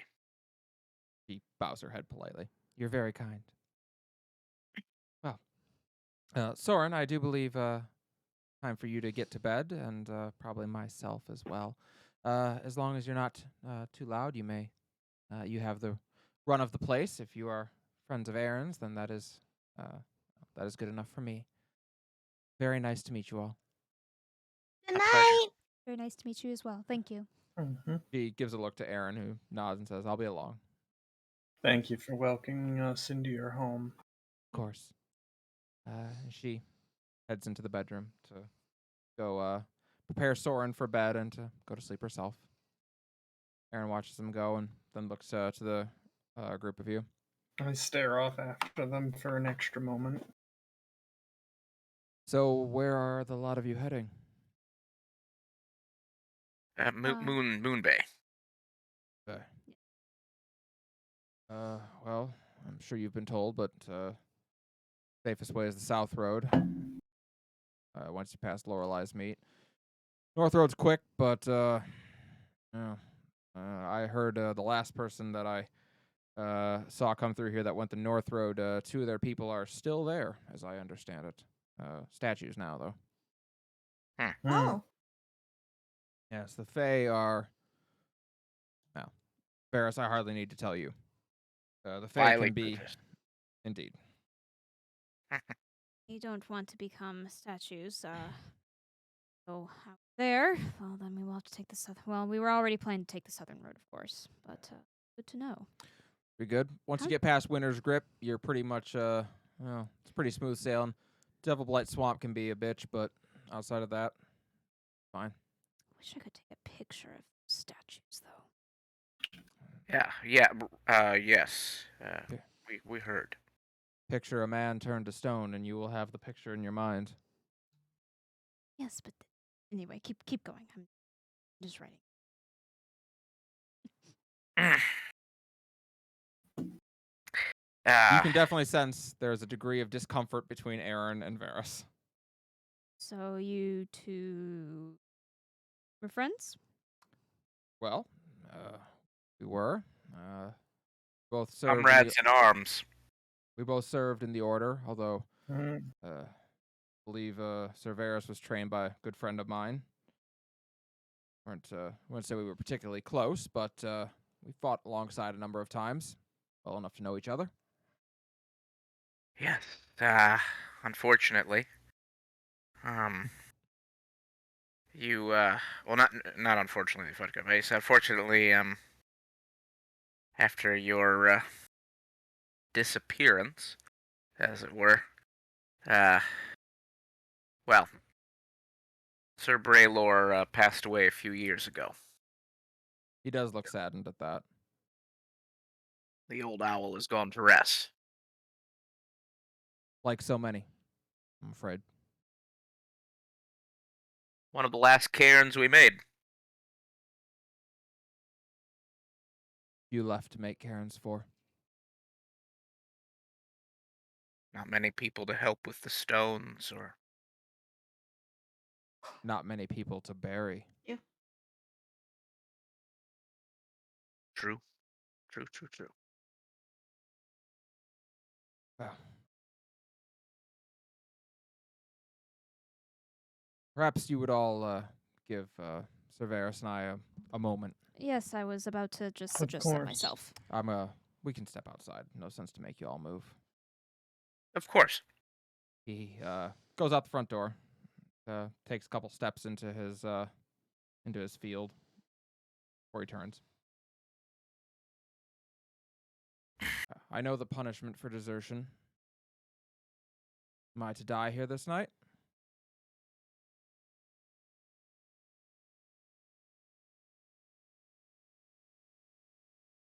You also know the rules for someone who gives a member of the Order home and hearth. I do. So then the answer is no.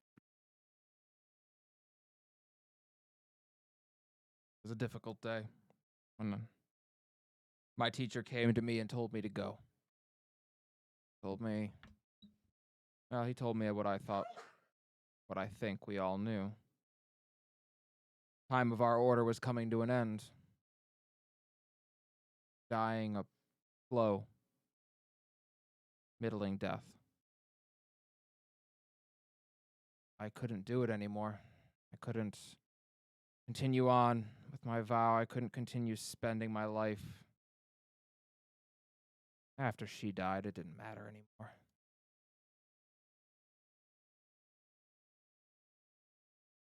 I left and journeyed south. Got to Lorelei's meet. That's where I met Helena. Started a new life. I don't regret it. We were all hurt by her death, you know. I know. But I couldn't stay. I couldn't watch everything continue to rot from the inside out in her absence. I couldn't watch them pretend that she never existed. I couldn't watch them pretend that her words didn't matter and just go back to all the old ways.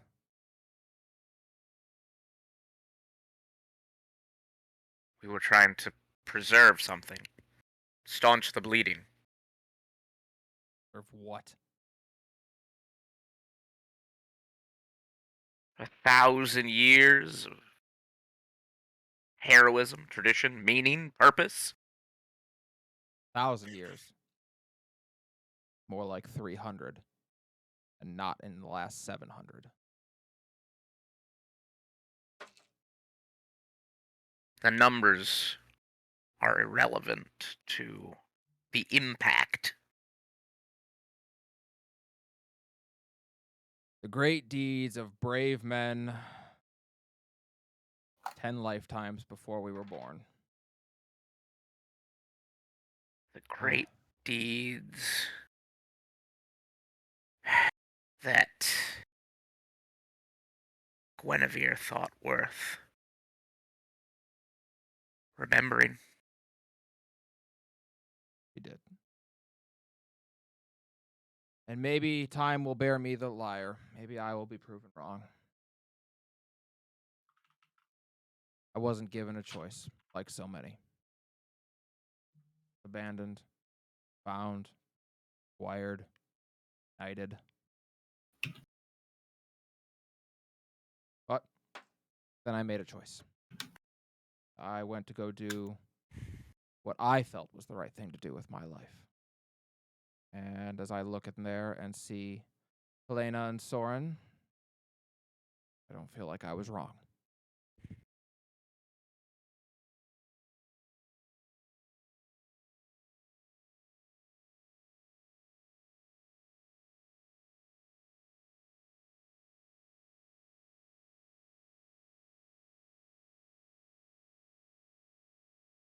Almost ended it, Aaron. You almost ended it. In the woods, Ah, when the last of them told me to go. They didn't send me. they I told you it was was. over. She did.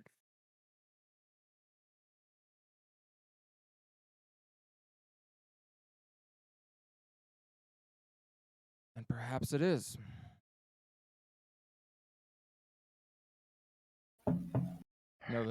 The nice thing about our order is also the worst thing. You're told what to do for so long that the idea of having to decide for yourself is terrifying. Maybe some of us just liked having a purpose larger than ourselves. He looks back towards his house. Don't I? I can't say that you do not. You're now the reason that I keep my oath.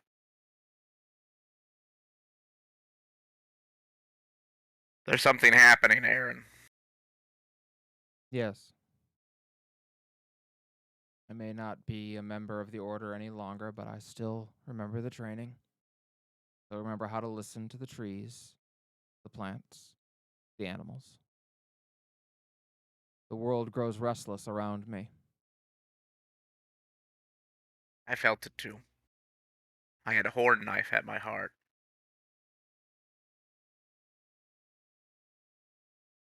I remembered.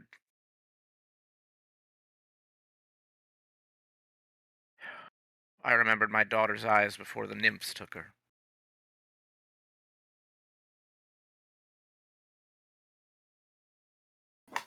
Thought maybe they'd feast on my flesh and my bones, and I'd get to see her again. And then I remember that day. I thought at the time, well, I'm sure I thought like you did, that you were doing what the order required, that you were doing what was right and good and honorable. Now, I think only now do I know what that must have been like for you. The thought of having to do something like that to Soren. I would burn this world to the ground before I did.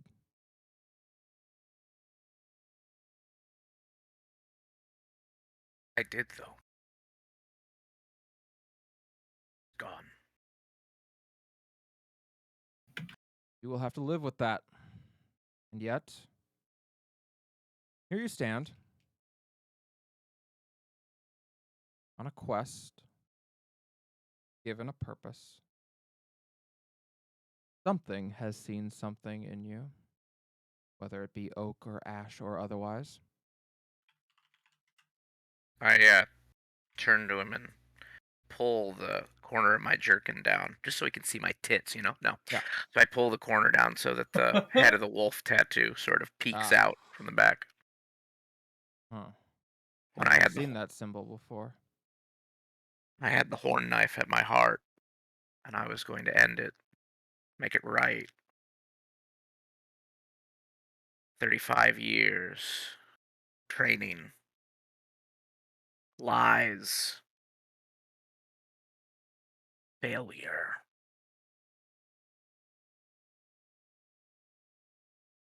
And then I heard it too, like a whisper on the trees, like a flutter, just in the corner of your ear from a moth's wing. And I walked forward, and for everything we saw, Aaron, as insane as it may sound, sir,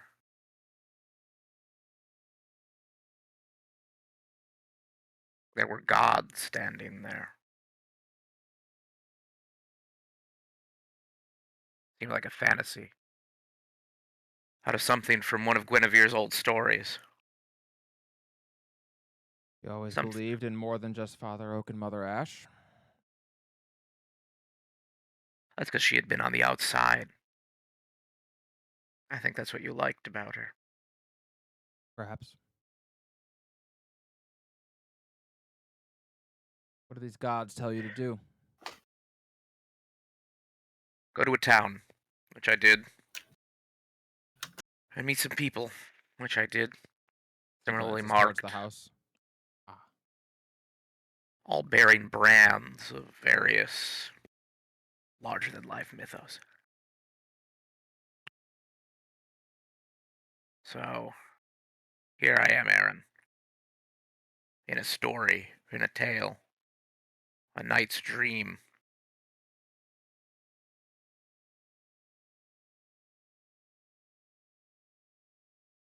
I've failed for so long. I don't know if I can do this. he thinks about that for a moment. I'll bet you that that's what was said by every person to ever be in one of those stories. If you knew you could do it, there'd be no value in doing it. You think the old sea griffin didn't know what he'd find at the end of the ocean? I think most likely he was drunk for most of the trip. Now that does sound like one of Guinevere's stories. Maybe it is fitting that you are the last of us. Maybe it is fitting that you will decide what comes next. I can't help but believe, Aaron. I can't help but believe that all of the people that came before me and believed so strongly in something greater than themselves, I cannot believe that they were lied to and lied to themselves completely. Cannot deny that you found something here that is right for you. I cannot hate you for it, even if it seems ridiculous that I should want to in the first place. Lies and faith aren't the same thing. We all tell ourselves stories. We all tell ourselves the tales and the things that we wish to know. We tell ourselves stories of the world. We tell ourselves stories of ourselves. We lie about who we are. We create a persona that we live. That is not the same thing as living a lie. Suppose you're right. Many generations of people, maybe they weren't told the whole truth. Maybe they didn't know it. Maybe the stories changed over the years. Maybe the stories evolved to be what they needed to be at the time to help people get through that. And now maybe the stories will change again. Be what this world needs now. If you ask me, that's a beautiful thing.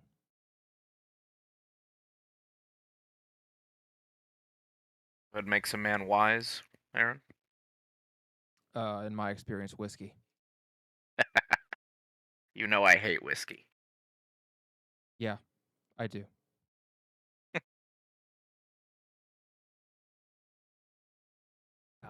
I guess I'll have faith. Before you go, sir, you are protected by the right of your hearth, but I still have a duty.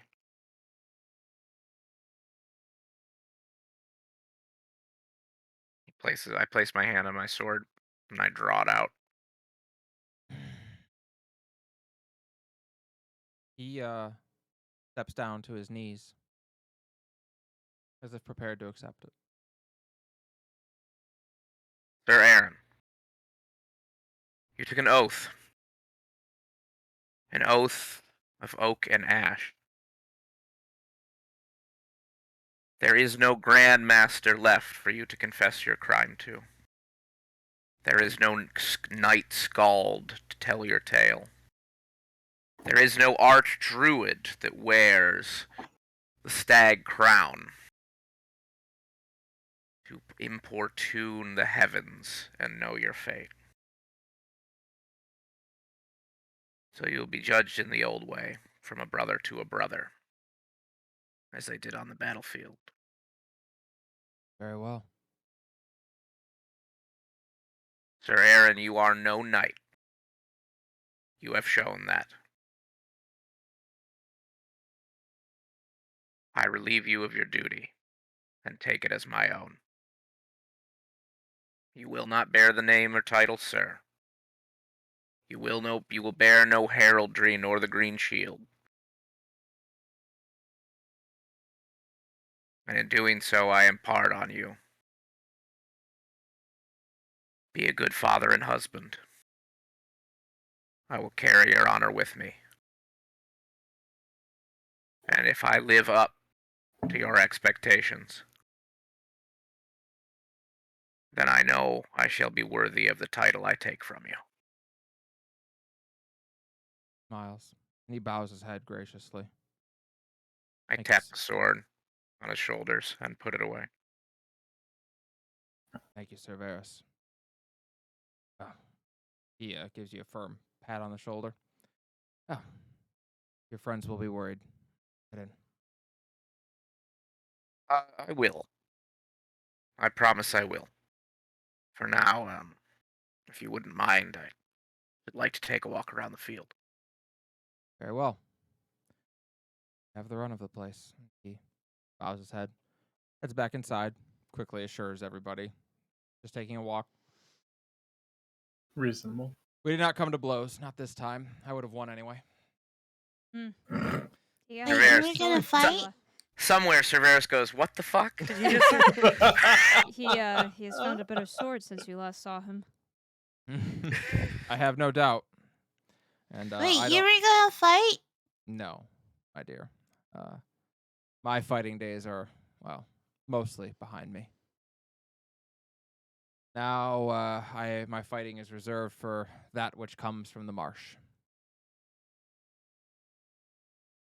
And Wait, what occasionally the comes out forest. of there? The dead, usually. I didn't see any dead when we were there. Well, Oh, we The haven't passed dead? it. we're not particularly close to the Icemelt Marsh. We're only on the cusp of it, so not normally in this part, but closer you get to Lorelei's meet, the more strange the Icemelt Marsh becomes. Are they the dead that walk fast or slowly? Most of them seem to more shamble than walk, I would say. Shamble. They are slow. Is good. At least the ones that come out this way are. I don't know what it's like closer to Winter's Grip. Is there near cities? Question. Will experiment.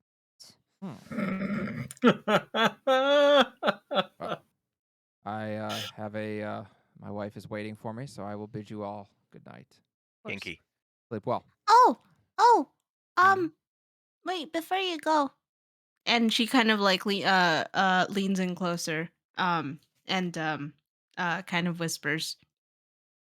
Did you put Soren on Soren's thing to be a dragonborn? He I seems to want think I about want that for a help. long moment. If he had come out a dragonborn, I would have had many questions indeed. I did not. Oh, He is blessed to have his mother's hair and her eyes, and he will be a strong and brave man. yeah, Mr. Burt did a very good job. Yes, he did. Just. He just goes with it. And he nods and heads into the bedroom. Cerberus, you wander around outside for a little bit, walking around the fields.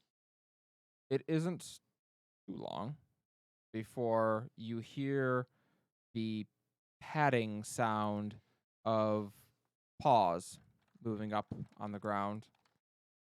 And you sense a presence suddenly to your right.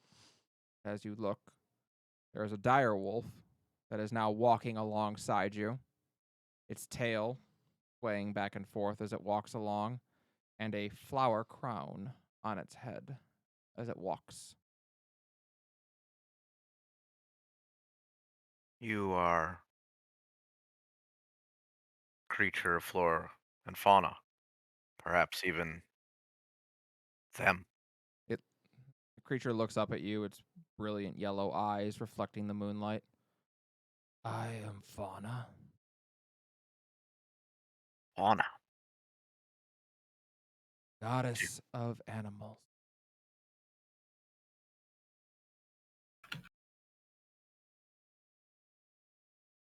Severus turns and takes a knee. Do you follow the old ways of your parents, Fauna? My parents. I knew my parents for but 4 minutes. They birthed me. They charged me. Then they left this world.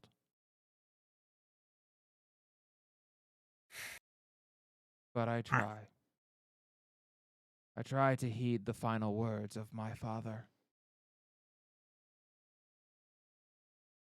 He gave me the responsibility of being better than what came before. And so I try to be. I attempt to do better by this world than what came before.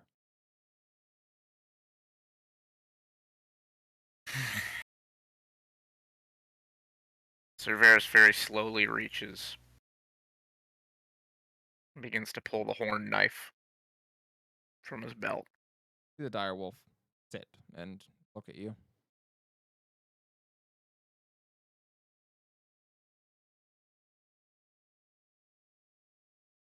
Lord, Lady of Peace,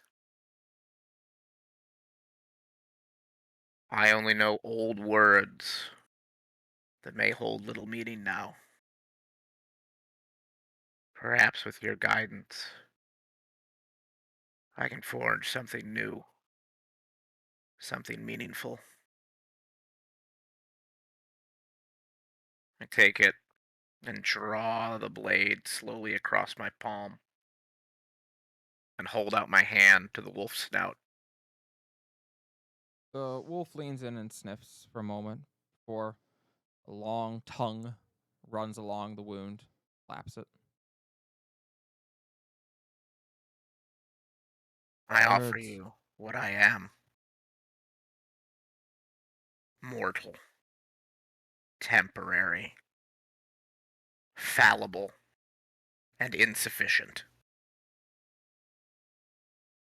The wolf shakes its head. Mortals are ephemeral. They believe it their greatest weakness. It is their greatest strength. They grow. They change with every passing generation. They have the choice to become better or worse than what came before.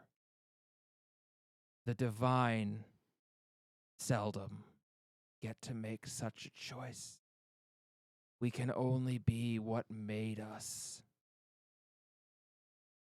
I am better than my parents because they made me to be. But I am now as I was then. You will die someday, and your body will become food. The bugs, they will feast. You will nourish the ground beneath which you fall. Grass will grow. Deer will eat.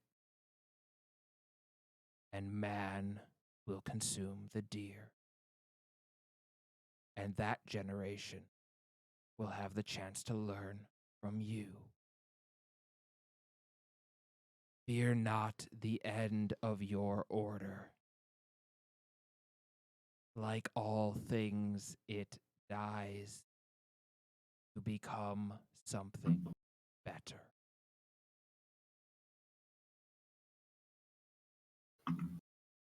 I understand. The wolf howls then. and seems to listen. And then if a wolf can roll its eyes, the wolf does roll its eyes.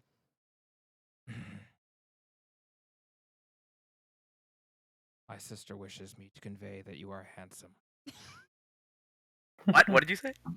My sister wishes me to convey that you are handsome.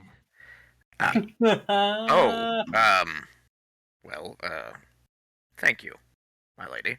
You are too kind.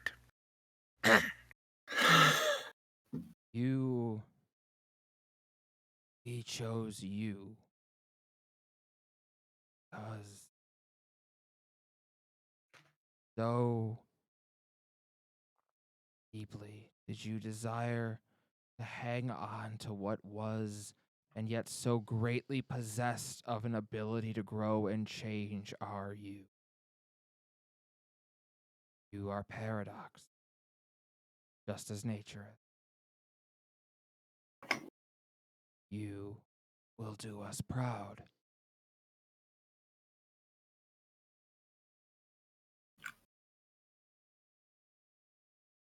Yes, I will.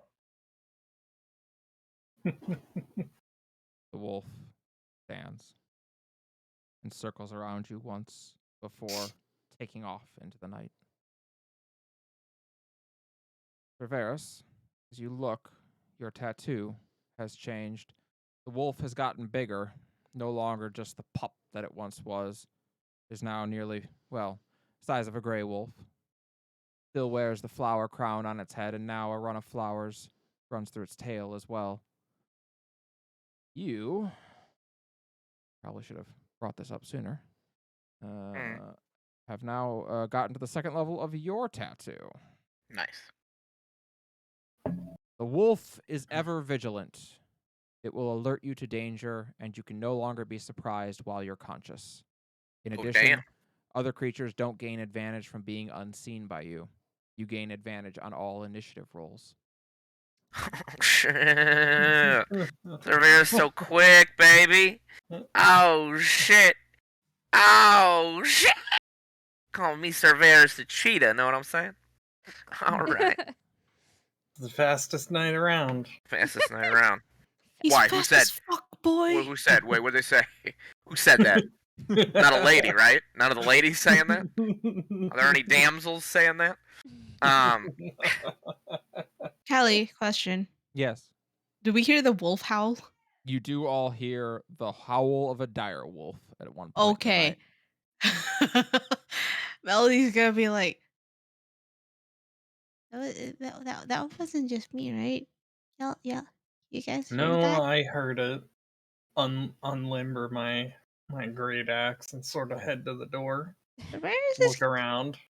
I mean, hopefully it will not try to approach. Oh, right, Cerberus. You do, He's kind of as you alone. go to the door, Brux, you open the door and you do see the wolf. Just for a moment, the dire wolf tears past the front, and you can see it dart up into the God's Grasp forest on the north side of the house.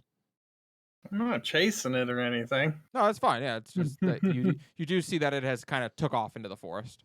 Okay. Wolf's heading home. Come Wolf. back. Wolf hates coming this far south. This is bullshit. Turn back and relay.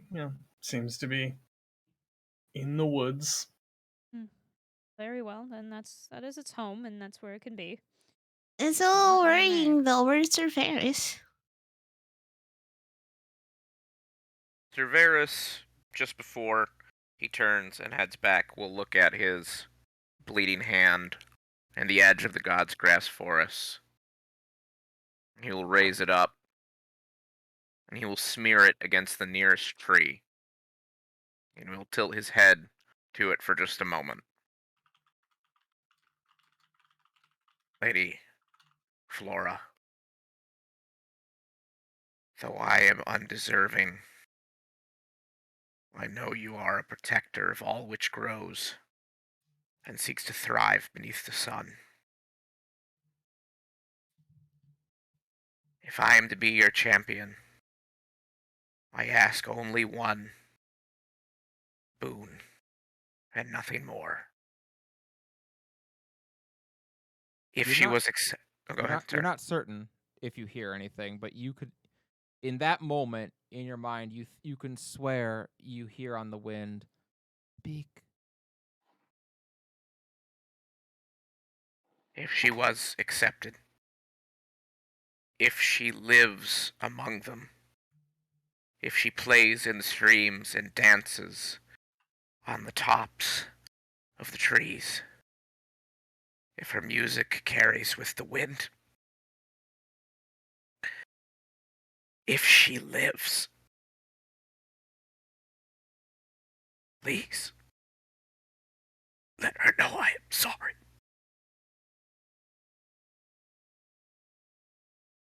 There, as you stand at the edge of the forest, you don't hear anything. However, a number of flowers fall from the tree and encircle you.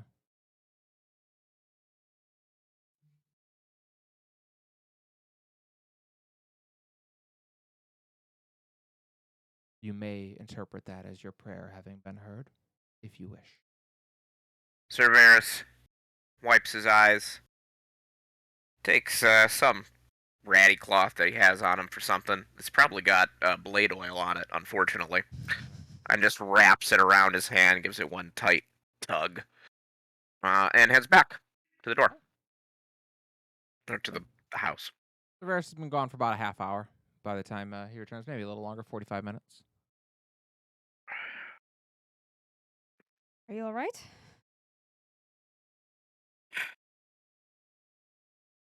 I've lied to you all.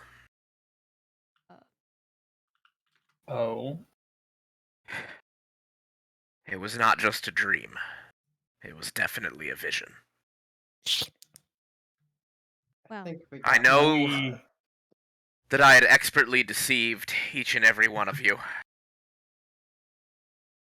And in doing so, despite my proficiency in deception and incredible acting, impenetrable manipulation, it was beneath me to do as a knight and as your comrade. What I saw was real. We'd already gotten that far, Varys. we What? forgive you, Varys, and worry not about it. Welcome to the Vision Club. Just need Thank one you. more member to reach us. Yeah, don't worry about it. Thank you, Melody. Thank you, Rialta. Yep, don't worry about it. I know it is difficult to be so thoroughly hoodwinked. So Consider expertly. me bamboozled. Yes. Bamboozling was indeed tricky. I am so good at it. It just. It is a burden I have always bared. I see. Or Although borne. I'm Doing looking your at impenetrable everyone, poker face. I Bob know. is just looking at everyone like, why are you encouraging this? Rialta just gives her a small smile and then continues Just- writing. Off to the side, letting it happen. Giving Cerberus him sits his down. space. I'm letting him get it out of his system. Well, Cerberus sits down like a great weight is off his shoulders. well, should we Well, go off to bed, is or do I good. need to share my sob story? Nope, no need for sharing stories. Nope, that's okay. Oh, I'm beat. I'm pooped. I am as well. Very The well. weight of this deception has thoroughly exhausted me. Ada, Ada. Hmm. Despite how $20 is easy I made inspo. it look, Dot, it and they Oh all my go to the was gosh. sexiest man who doesn't have significantly adamantite armor. difficult. Oh Sir my gosh. Varys. Robbie just donated $20 for 8 inspos to Cerberus. Oh shit! say, Thank you, Robbie. $20 is 8 inspos, and they all go to the sexiest man who doesn't have adamantite armor, Cerberus. Thank you, and I do notice that I don't have adamantite armor, and I'm.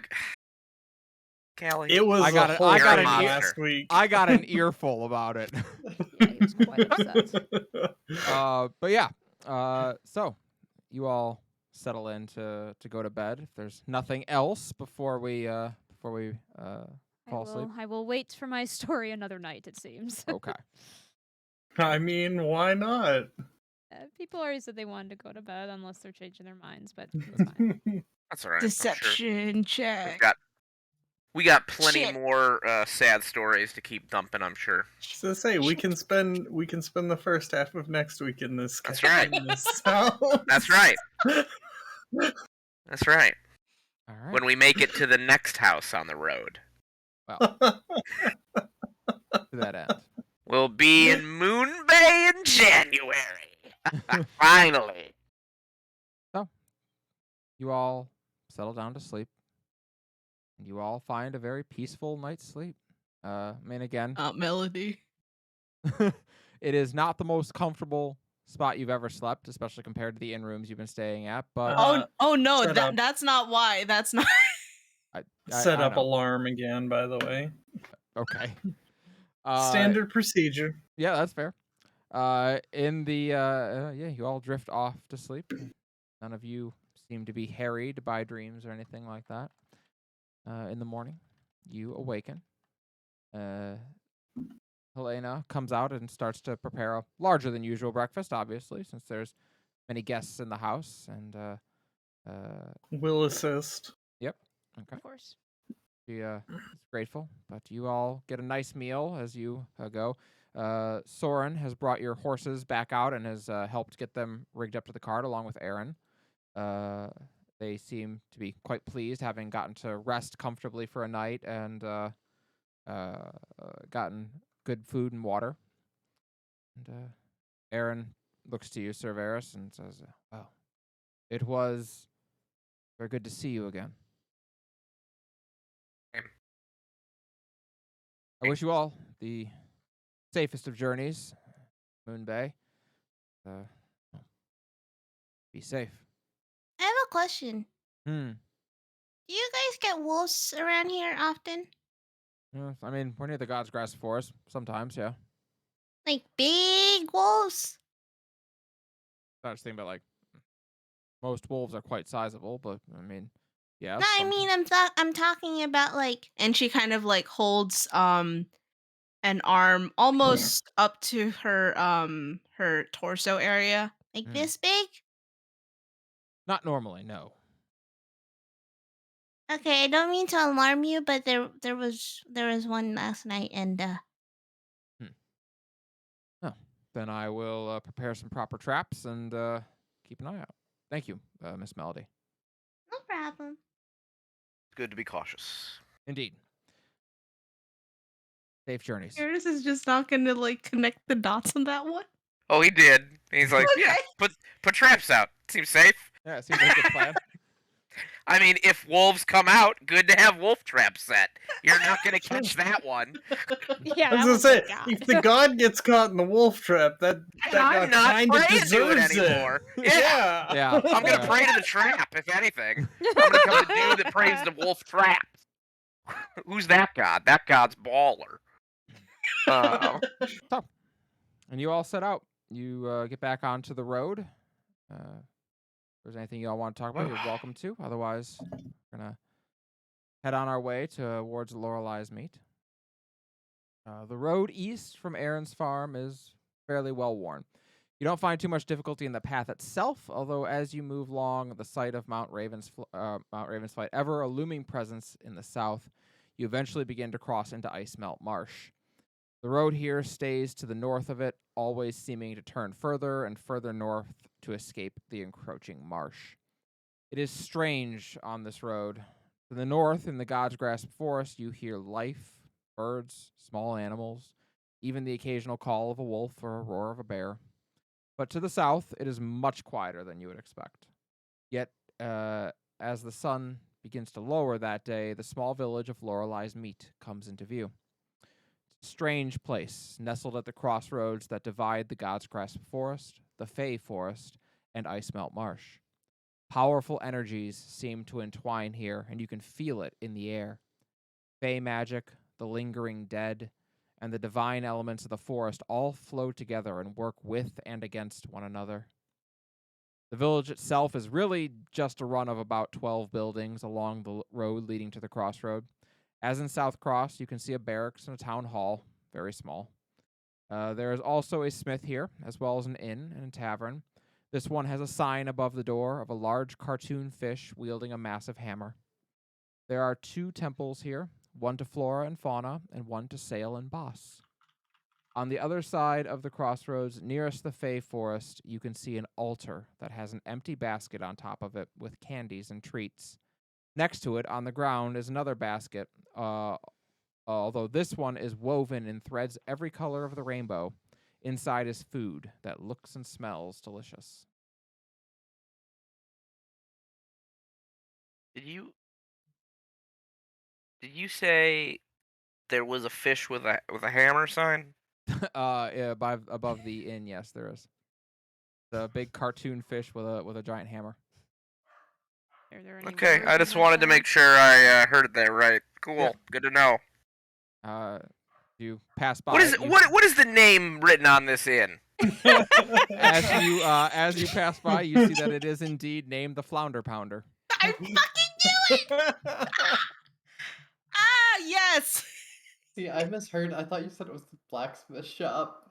No, it's the inn. That would be also a great black. Welcome to Flounder Pounders.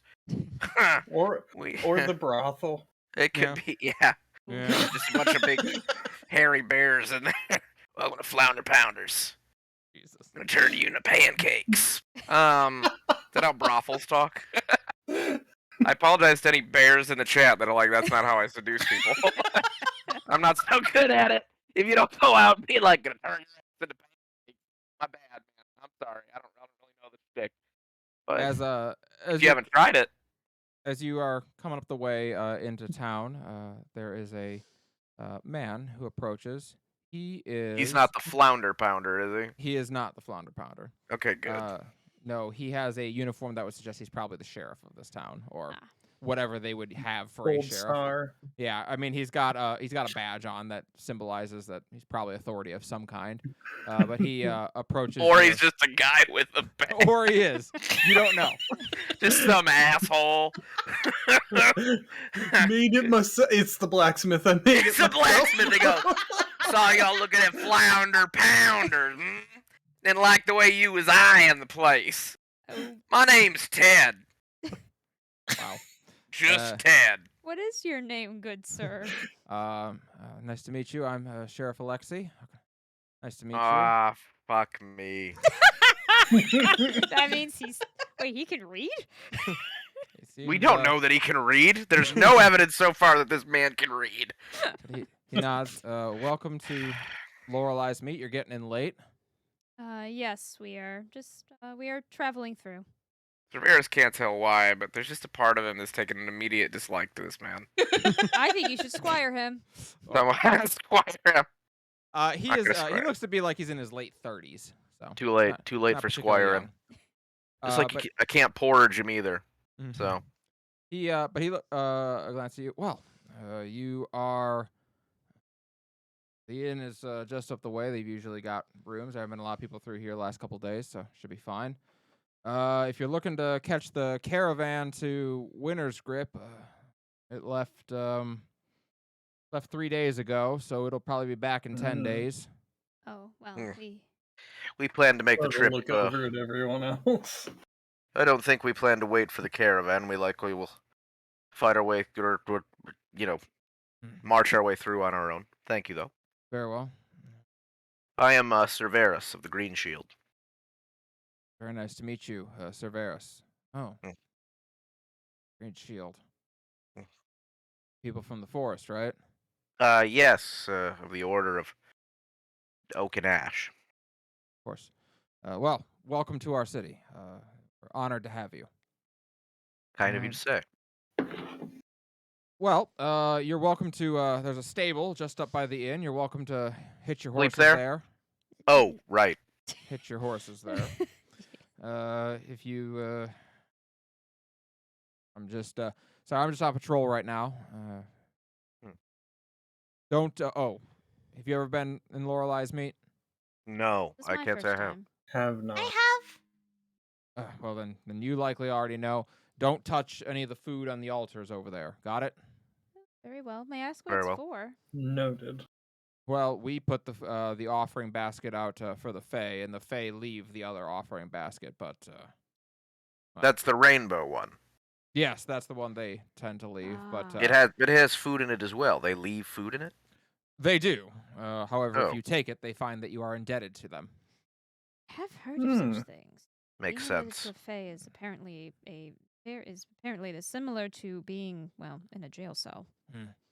Indeed. Jail cells are clear cut. They have doors and obvious lines. The Fae are not so consistent. Well, they don't typically come into town here, but they will leave those baskets every night. So just don't interact with that. You'll be just fine. Don't touch the baskets. Melody, you see the rainbow basket? Mm-hmm. Don't touch it. If you I do, know. I've if you been here.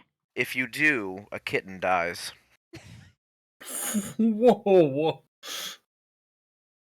Flying to the And kid. Melody just kind of like looks to the sheriff. Jesus. You didn't tell me that when I I'm trying to was protect here. her from the Fae. It's very important. The sheriff knows it's a lesser known secret that we don't share with many. Mm-hmm. Cerberus is starting to like Alexi more. Well, feel free to hitch your horse, and you can head on over to the Flounder Pounder. They'll get you set up with a room for tonight. I'm angry again for some reason. Very well. I'll hitch my horse and head over to the Flounder Pounder. You all enter. It is a tavern on the bottom floor, as so many have been. There is a bar with 2 casks behind it, as well as. So we're just coming down in the world. Yeah, we're going nuts, dog. we started at the best inn ever, and now we were in a 5-star. You were. This shit is not even a Holiday Inn.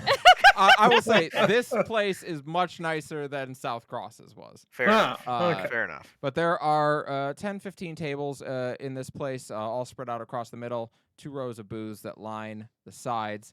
There is a Glad I used my stage points for in this. the back left side as well, and then 2 sets of stairs on either side that lead up to the upper floor. Behind it is a human man with blonde hair who waves and greets you as you all enter. There's a number of people in here. They all seem to be enjoying their drinks. And he goes, "Nice to meet you. I'm the Flounder Pounder founder, Jeff. Nice to welcome in." Fuck Hello, off, Jeff. Jeff. Founder Jeff. Hello, Jeff. We are hoping to have some rooms for the night. Absolutely. How many do you need? How many beds? How are many there? beds per room, Jeff? We've been played by this little puzzle before. Oh, well, fair enough. There's two It's fresh two in our beds. minds. There's 2 beds in each room. See, Jeff almost got us to get 5 rooms. That cunning bastard. Well, how about 3 rooms? Is that possible? Hold on, we made that mistake last time. Well, What if we get 2 rooms and somebody sleeps on the floor? I mean, you're I'm not welcome to. sleeping on the floor. You can get 1 room and have 3 people sleep on the floor if you like. That's Drive a not hard happening. bargain, Jeff. 3 rooms. 3 Why rooms. don't Alright. we not get rooms and just sleep on the floor? You can So- do that. I'm getting It's a an room. interesting idea, Melody. See, what would you do if we We're did that, not Jeff? doing that. 3 it's- rooms. How Just many escalating involved. Alright, well, Just talking over the stupidity. 5 silver apiece, so 15 silver for the night. Yeah, How many- 15 how many gold silver. is that? Well, How it's, many that'd be gold is that? one and that'd be one It's and a half and gold. 1.5. Yeah. If Callie uses standard conversion rates, I don't know He how does. detailed her Alright. economics. I will get rid of a gold in here. Well, Cool. if you're hungry or thirsty, Cito will Grab be a along Snickers. shortly to grab an order from you. If you care, you can have a seat wherever you like. Thank you.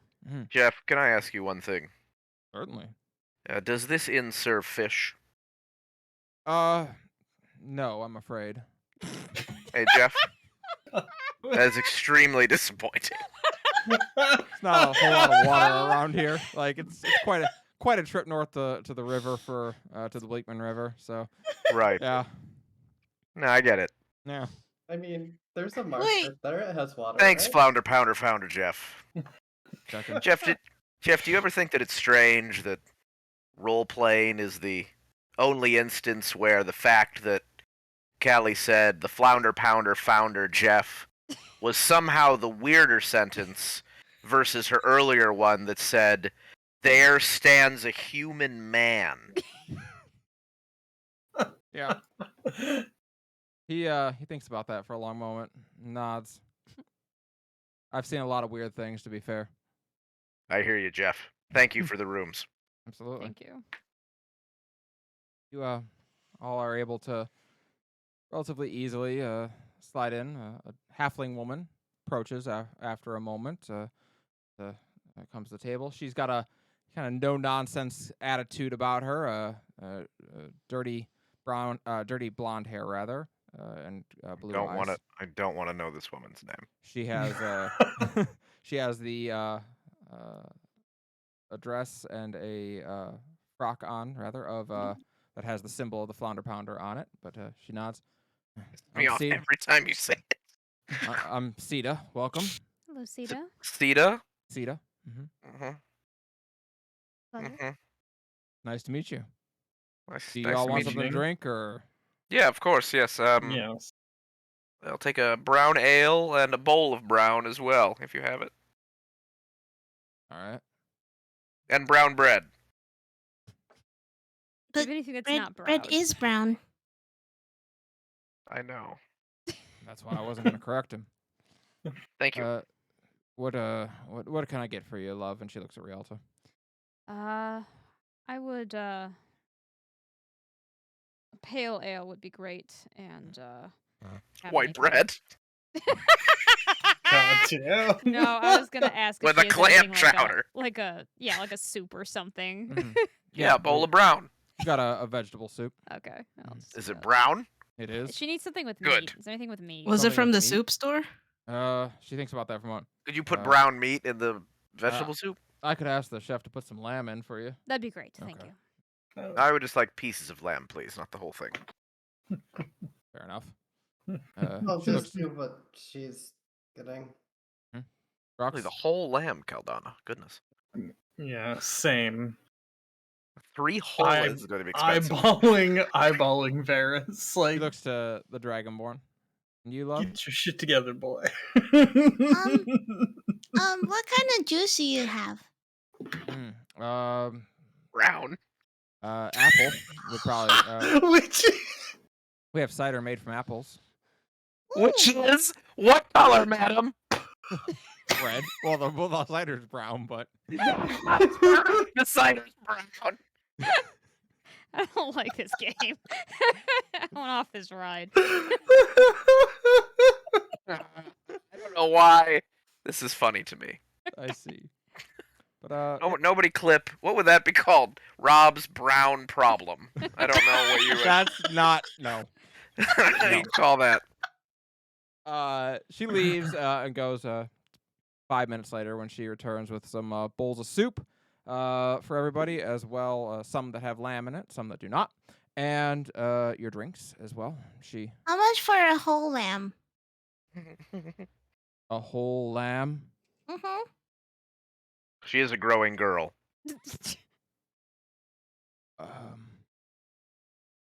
Jeff, you said I wouldn't have to deal with any more weirdos. You work I at the Flounder Pounder, ma'am. I apologize. Sounds Let's not worry the lady anymore, shall we? Very well. No, when I said the whole lamb, I meant like meat. Oh, you want a rack of lamb? like a Right, yeah. right. Oh, okay. And a leg of lamb. That I can get for you for 2 silver. That is an excellent I price. would like 2. 4 silver it is. All right. She goes to Wait. get that as well. Did you get 2 racks of lamb? Uh-huh. You're a growing girl.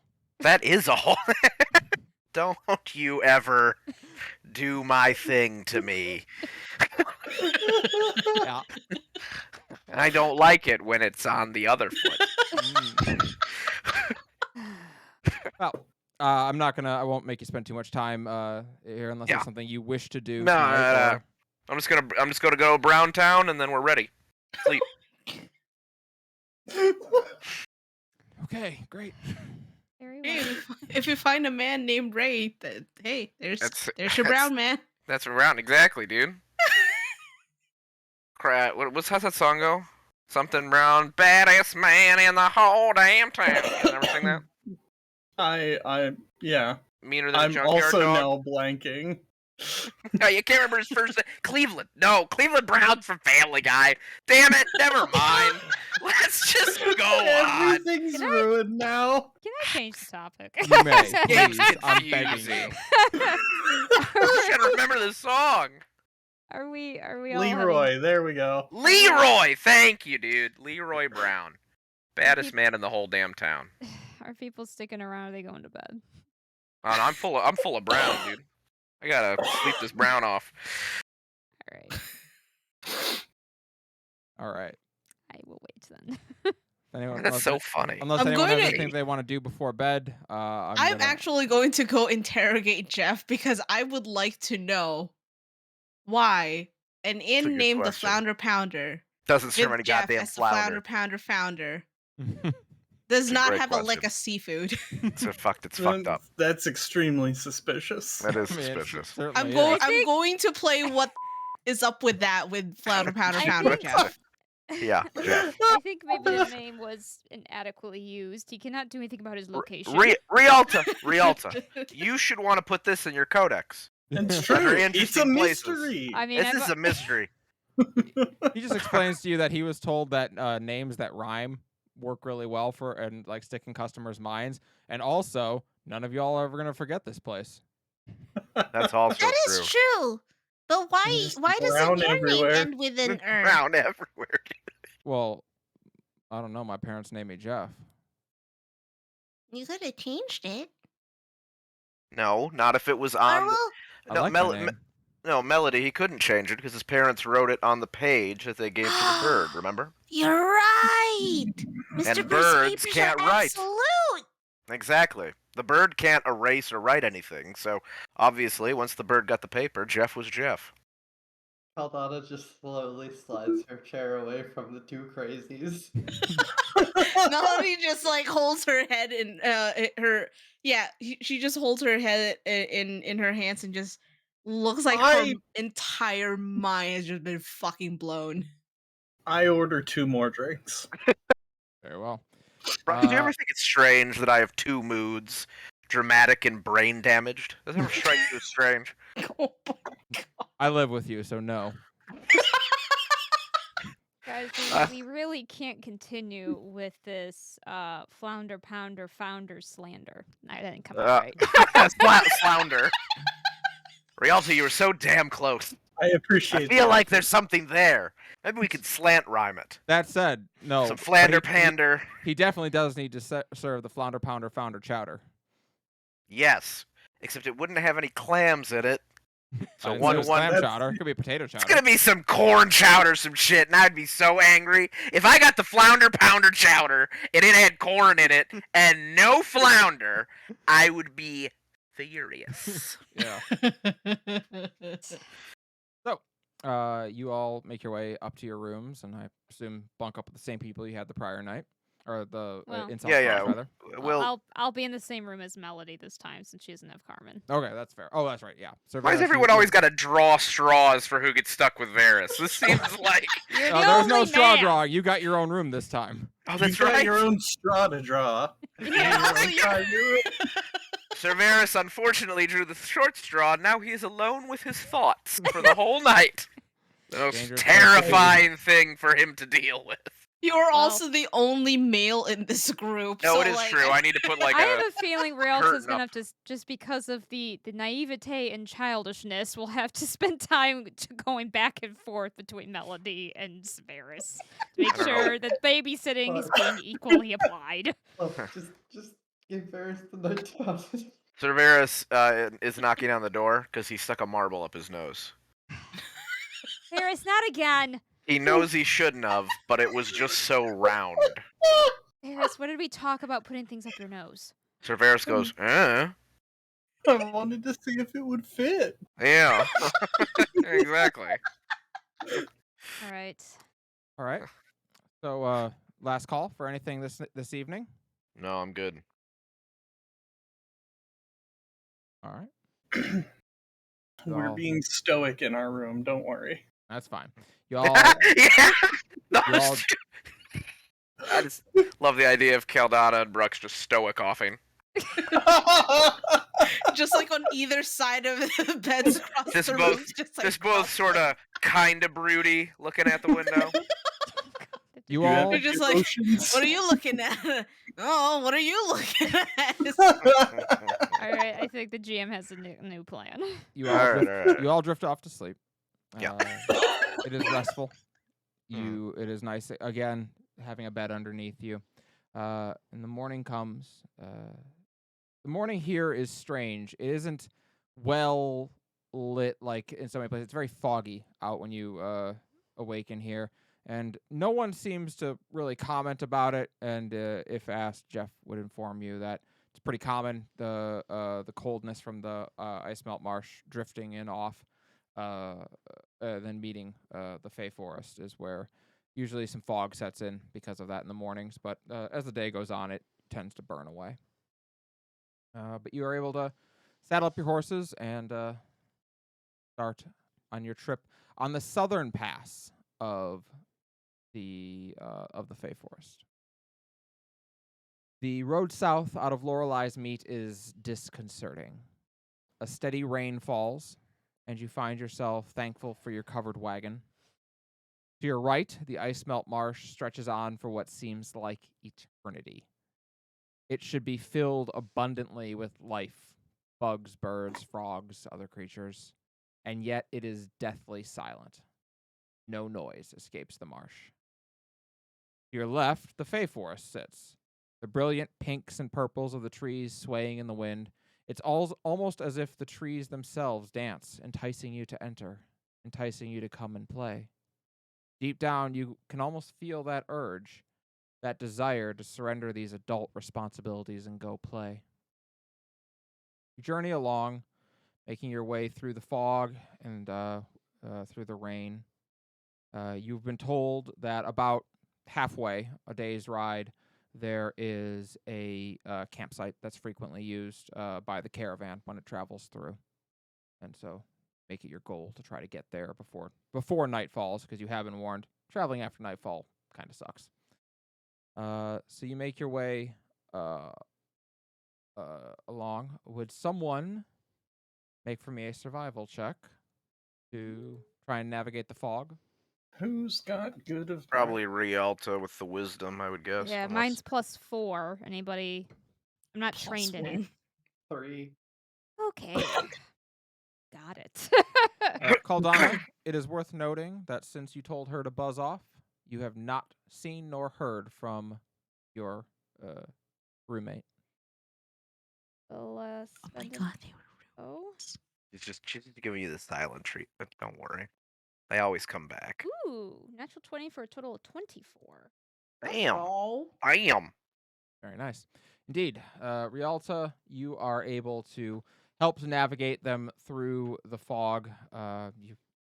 You especially are used to navigating in, difficult conditions. High in the mountains, there's always driving snow. Blizzards are common.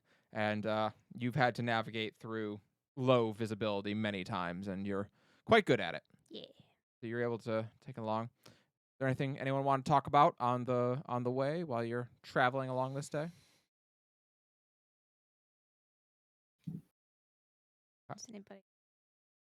It's possible. It is possible that Cerberus has talked enough. That's totally fair.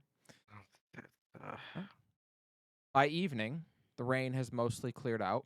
The sun is getting lower in the sky, and the 2-day journey to Winter's Grip is now half over. As promised, there is a campsite at the halfway mark that the caravan frequently stops at. It is quite simple. There's a campfire with 4 logs around it and a large spot of flattened grass where people usually lay down bedrolls. There's also a decent spot for horses to graze, which you gather is probably why this has been selected as campsite. Also, it's like halfway, so that's nice. Also there is a woman. She is currently on her knees near the campfire, desperately trying to light it. Her hands shake as she grips the flint rock and tries to spark some tinder by the log, but she's struggling. Oh. Her long brown hair is soaked through and clings tightly to her face and shoulders. Her clothes are completely soaked through, you assume from the rain that went through. Her lips are blue from the cold. One look at her can tell you she's normally quite lovely when not on the verge of hypothermia. Of course. Girl, we I'm all been sure- there. Got that hypothermia skin. I'm sure most of us are eager to help. Yeah, I know one of us Yeah. that can literally just make a bonfire. so- Yeah. Oh, I was gonna say Caldana just like jabs herself with a dagger and then Hellish rebukes the bonfire. I will just Wow. produce flame. All How of about us. I think That is a really convoluted way to make that happen. Dude, I I will love it. produce flame. I don't technically Alright. have the bonfire spell, but Yeah. I think produce flame will So- do well enough. Yeah. you make your way over to the campsite and you kneel down and produce flame on the tinder and the logs that she's managed to gather. And she looks up at you, kind of shaking a little bit, probably from the cold. And she nods. Blanket. Thank the gods. She shakes. Thank Kana for all of you. Are you all right? Yes, I'm sorry. It's. I've been walking for what feels like ever. Are you by yourself? Oh, I was with the caravan. It was. Ah, I What don't know. happened? I must have fallen. I must have fallen off while I was sleeping or something. When I woke up, I was on the road and they had gone. They didn't wake you up? They didn't notice. I no. Can I? may I do something? Insight. I was gonna say, does Oh, May Caldana maybe I- know enough about May me I to be activate suspicious? my divine sense? You may activate your divine sense, indeed. Do I detect the presence within sight Mm-hmm. of any up to 30 feet away of any fiends, fae, celestials? I think that's it. There might be aberrations are covered, but I don't remember. You do not. Cerberus relaxes a bit. Hmm. Mind doing Well, he lays a hand on her. Does she need healing? She doesn't seem to need healing. No, Okay. she just seems fucking freezing. Yes. Well, perhaps a coat. Well, yeah. He I Cerberus was will gonna take say- his no, cloak off. I We already grabbed one of our You did. Okay. blanket things and put it around her. Well, Cerberus will light it on fire then. That'll warm her up. Oh yeah, that'd help. She continues to shake for a long moment, but as the fire lights and the blanket is around her, she seems to start to recover a little bit as some color returns to her face. Although not a lot, she's still very cold. You're going to need your strength. I'm sorry. What's your name? My Aria. name's Yeah. Aria.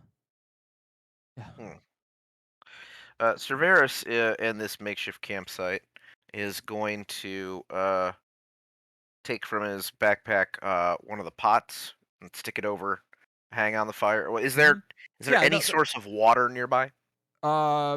Yes, in the marsh there's water. I can Like also, clean water, like drinkable water? I can You'd have to go shade check. Water. Potable Okay. water. Yeah, exactly. Cerberus is going to take that but go.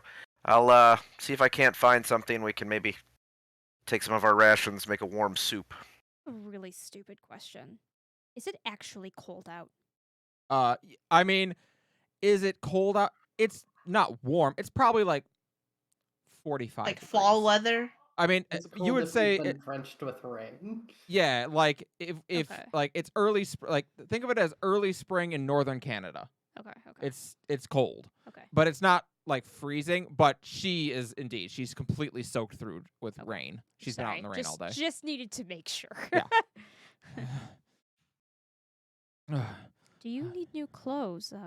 Hypothermia is nothing to. Actually, that's an interesting point. What is this woman? She's a human woman. All right, so that's straight. No, not your up. clothes. I mean, well, your clothes. I mean, they'd be big on her, but I was gonna say, Caldana, Melody, and myself are all quite big, and Rialta Technically- is not.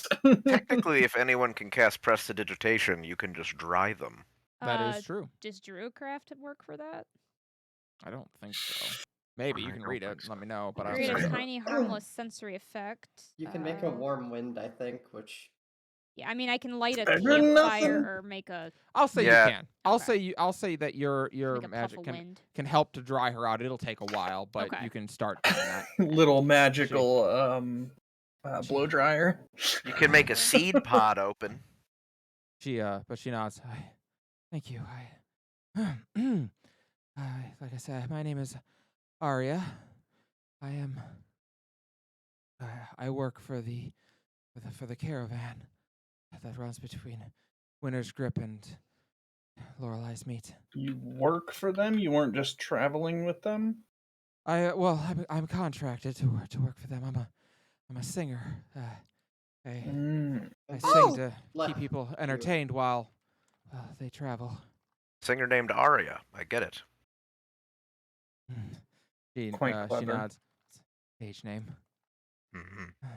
Good one. I imagine.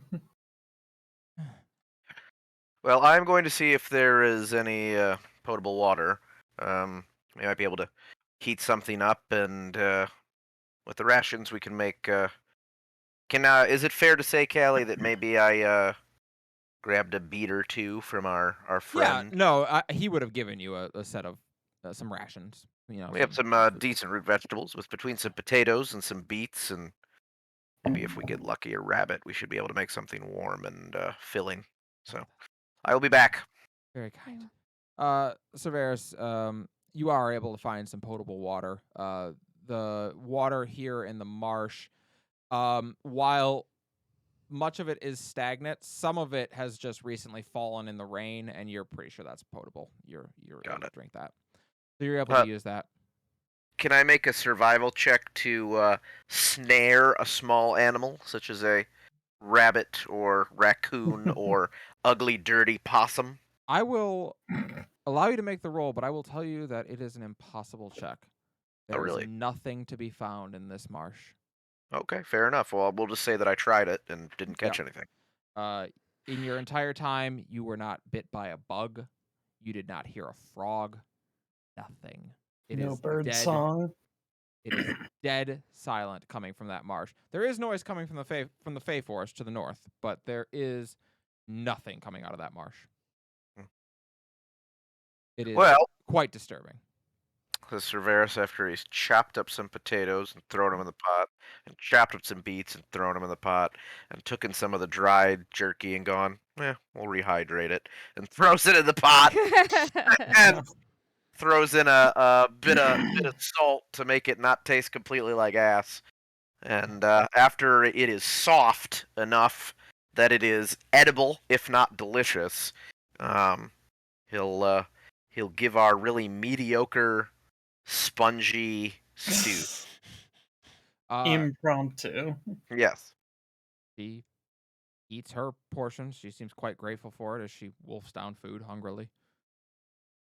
Well, Aria, we are heading through the marsh. Do you still plan to try to make your way through there, or are you going to try to head back? Well, we're at the campsite, so we're about halfway. It's about the same distance either way for me. If you wouldn't mind allowing me passage with you, I will happily pay you for it when we arrive. Certainly. We have room on the cart. Thank you. You are so very kind. Heck, Like we do actually, right? Oh yeah, Yeah. yeah. Yes. You have room for one. more. Okay. I mean, I mean, I hope Carmen like rode out with you on the cart before she left. Okay, yeah, fair Callie enough. Callie pops up a mini game where we gotta like put it in like it's You an got to Tetris RE4 people suitcase. into it. Yeah. It Like, just the fuck. thought just ran across my mind of shit. Wait, do we? Yeah. No. Can you You're imagine? fine. What a way to pull it! Like we just keep going, and then Callie goes, "Actually, you dumbasses, you don't have room You on don't the actually cart, have room. and now you're embarrassed." You go, "Aw." Oh. Oh man. So, you all chat for a little bit. She tells you a little bit about what she does. She sings as she. They find that the trip can be disconcerting, maybe because of the deathly silence coming from the south. And so they hired her as a singer to entertain people, to keep things lively around the campfire when they inevitably have to break overnight. And that's what she does. Hmm. But it's As long night. as you know, are you? Oh, never mind. It's Oh no, nighttime. she's fine. I sing a number of beautiful things. I do very much love to sing about the goddess Kana. My follow. Oh, But tell us about Kana. Sing oh, a song the if you DM are feeling up to it and warm. the DM chooses not to sing, but Okay. she does. She does. She will actually sing a little bit. Not I want a you lot, to but dance for me, DM. Put But, your hands in the air like you just don't care. she does give you a couple bars, just talking about a song of Kana, the patron of the arts and the inspirations that she can bring to those in need. And Do as I recognize any of these? songs, Mm-hmm. one of the songs that or songs is the one that you performed actually at the healer's funeral. So it's one that she knows as well. But When she starts singing that, I'm gonna pull out my lute and just strum the melody with her. mhm. She seems appreciative as she sings along with you. What watches will you all be taking this evening as night falls? Well, I only have to actually sleep for 4 hours, so I can take the last one. Since I'll be fully rested by then. I'll take one of the first ones, I guess. Okay. Okay, I can take the first one. All right. So Rialta and Caldana will take the first watch. I'll take second to the last. All right. She will take watch with you, Melody. Arya will, having enjoyed her song with you. And then Okay. Brux and Cerberus will take the final watch. I suppose so. Lucky Brooks. Everyone, you all set up bedrolls. She does not have one, but she is willing to, since two people are staying up to keep watch, you can all rotate. So she gratefully, again, takes the bedroll and lays down to rest. You all, you begin your watch. Rialta and Caldana, Yeah. first watch. Both of you give me a perception check. Got it. 17. Be some kind of zombie monkey. Oh, 27 from. Very nice. Oof. All right. Nat 20s in a row for you. I know. That's weird. Rialta, Yes. you notice throughout your watch there are occasionally you see movements to the north in the Fey Forest. They're hard to describe what they are. You would guess they look like trees almost, but not big trees, more like saplings, and yet they move like people. But they don't seem to be paying you any mind. They're not looking at you. They're just slowly migrating north through the In forest. Bay trees. Try to No. draw what I see. No, when forests move, that's not good. Uh, Go somewhere else. Rialta and Caldana, you have the scene to yourselves. Mhm. Well, Caldana, you've been quiet on our journeys. Haven't had much to talk about. but it is a little bit difficult to talk about history. Funny, we lived so close to each other and had no idea. Yeah.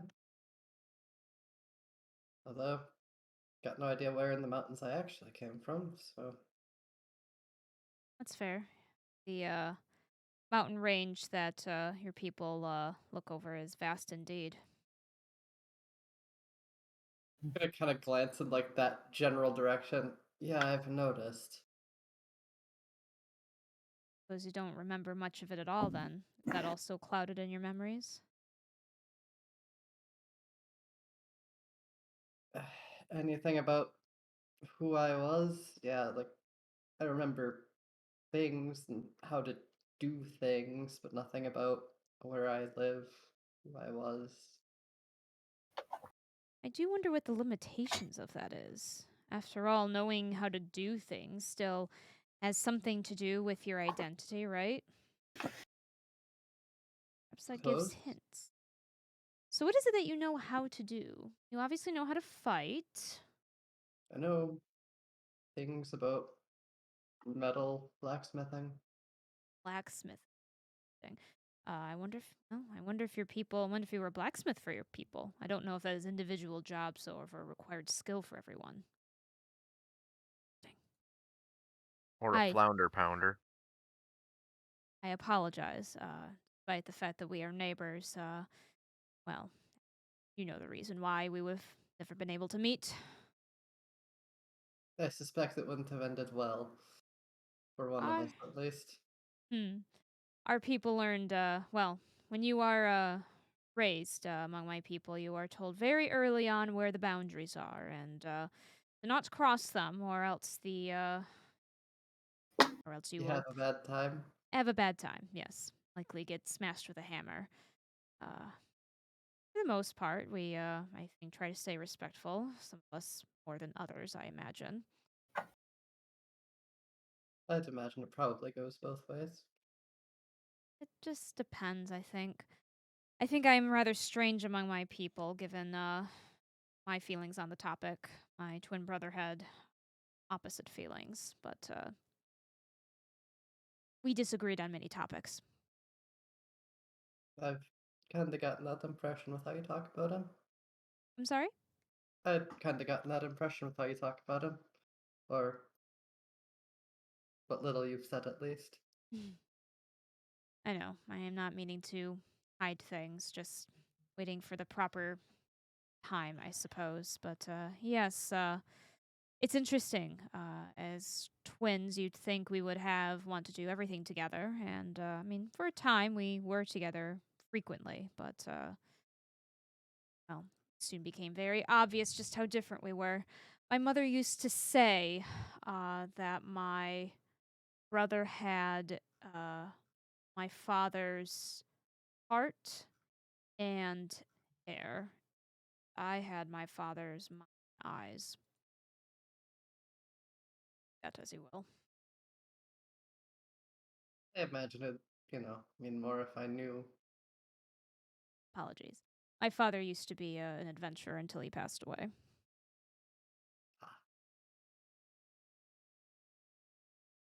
Was often he was one of the main cartographers of the mountain range. Very dangerous job, but one he took to very well. I think he actually preferred being out in the mountains than being at home. Callie.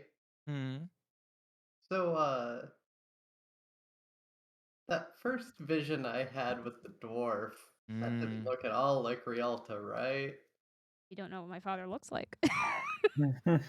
True. I would say that the person, no, did not look a ton like Rialta. Mm. Does it look anything like what she described her brother? Any resemblance to that? Perhaps. Perhaps not. Red hair. Your brother has red hair, don't they? Mm-hmm. And she did say that. Did the dwarf have red hair in the vision? Yes. Oh my god, Caldana, what the fuck is wrong with you? Wow. The murdered parents were in the party You the whole ate time. her brother. Yeah, exactly. The Hold on, it's gonna get oh my god, real dude. awkward. You said your brother had red hair, or has red hair, right? Yes, red hair, beard, like a lot of dwarves you see, and golden Very eyes. alive when I last saw him. Yes. Why? We do look rather different. For instance, I can still that- walk, and That first memory I mentioned getting back where I woke up and, well, the bird was pissed off as hell. Mm-hmm. Uh,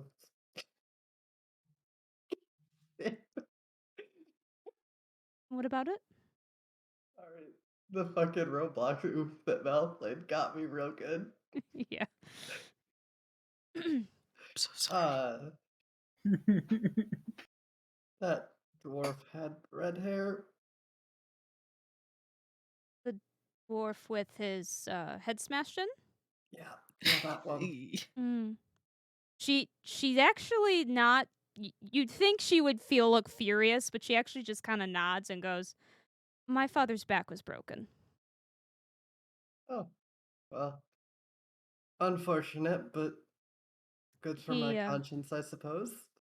Now I will say, if we ever meet my brother, don't tell him that vision of yours. He will blame you, as he has insisted that our father was killed by one of your kind. I felt, due to the fact that he died on a cliffside with a broken back and not with a smashed head in, that he very likely slipped and fell off the mountain. That's Yeah, I totally can understand that. right into Caldana's big rock-holding arms. um. So that is at least my supposition. I work a lot more off of logic. My brother works a little off more of emotion. So he has a gut feeling, and I use what I see in front of me. Or what you write down. I'm sorry? Or what you write down. Oh, yes, what I write down. Well, that is what is in front of me, I suppose. I write it down so I do not forget it. But if you are worried whether I believe you or one of your own killed my father, at this time I don't have reason to believe that. I do not know the man in your vision. Red hair is not an uncommon hair color among my people. And, well, the type of death does not seem to match. So. Hold on, I was just gonna nod. Now, it would be interesting if there was a way, perhaps, if his face was smashed in after, before we were able to retrieve the body fully, but I'm not sure. I saw. That would be a silly little mystery. Keeps raining down, very calm. Ha ha. Caldana's silly. gonna be quiet for a couple minutes. You wouldn't happen to have an extra, like, empty journal, would you? Oh, Aw. she kind of goes through her pack. Well, certainly I do. What color leather do you like? One I can write in? Yes, they're all writable, but what color leather binding do you like? We dye the leathers up there. Particularly matter? Just figure. Do you have Oh, a you- favorite? Do you have a favorite color, Caldana? Caldana, don't say you forgot. I'll get so mad. I don't know. God. She gives you a very Damn pitying it. look, reaches back, You just and flew off the obviously bridge. the colors are very muted because it's leather. Yeah. But you see like a dark brown, a light brown, a bluish, a greenish, and a reddish. And that reddish one's calling to you for some reason. You have to ride some guy's hair. Even a black one too.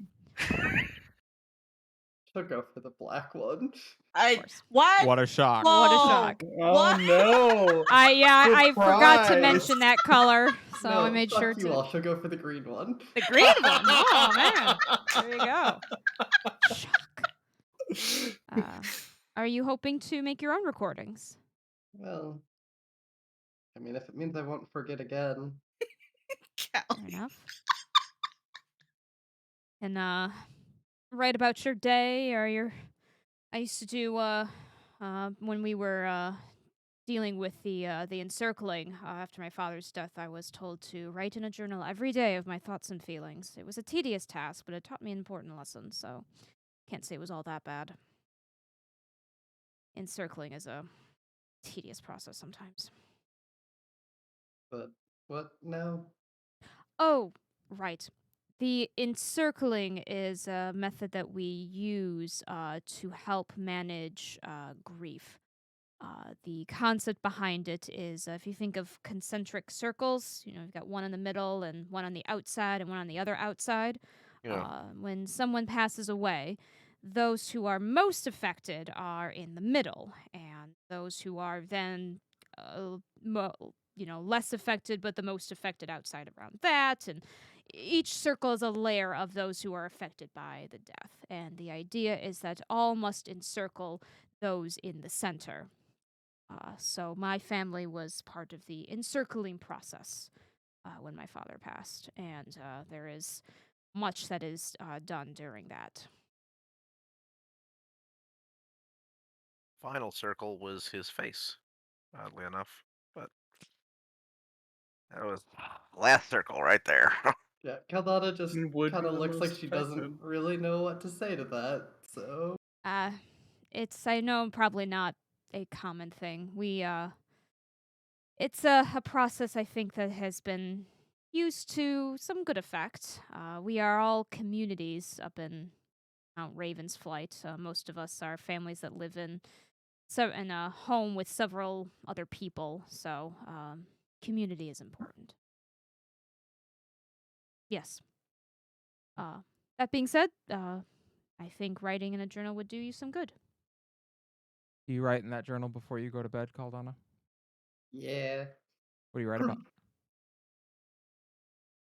I didn't get this far. Do you write about Lestitia? No. Do you document what has happened during the day? More along that line, yeah. What Gil? Probably a Do you write bad anything idea about to Gil? leave physical evidence of the demon living in my head. Fair enough. Dear Uh, diary, got a hottie in my Your- brain. Your watch continues to pass. Nothing seems to happen. Eventually, it is time, so you go to wake up Melody and Arya.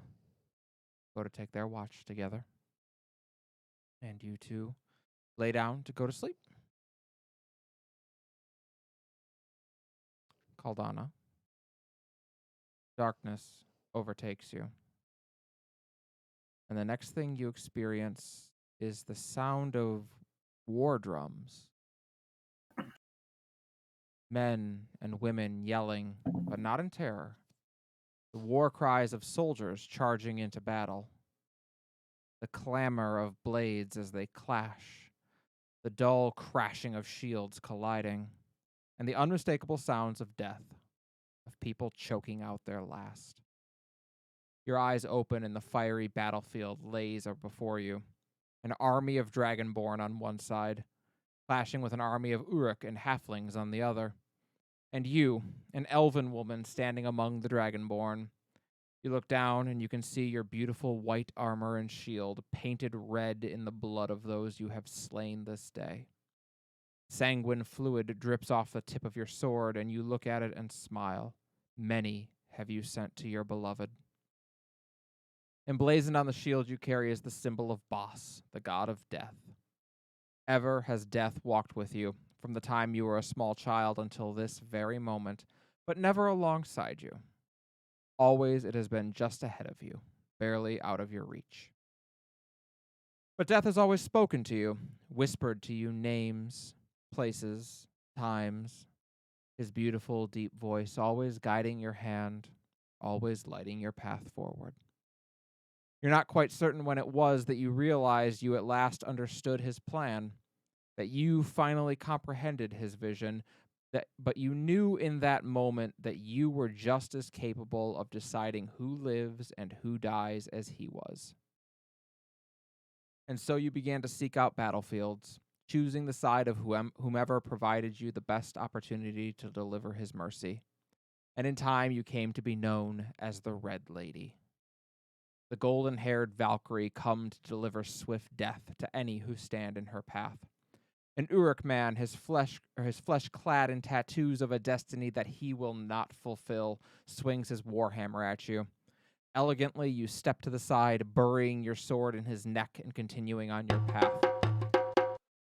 You cut down a halfling, sending him to meet your beloved. You spin and slash across the throat of another Uruk. Walking swiftly, it is as if none can touch you, for you walk with death and not in his path, and he does not come for you. Wham! All thoughts are knocked out of your head as quickly as the air is knocked from your lungs.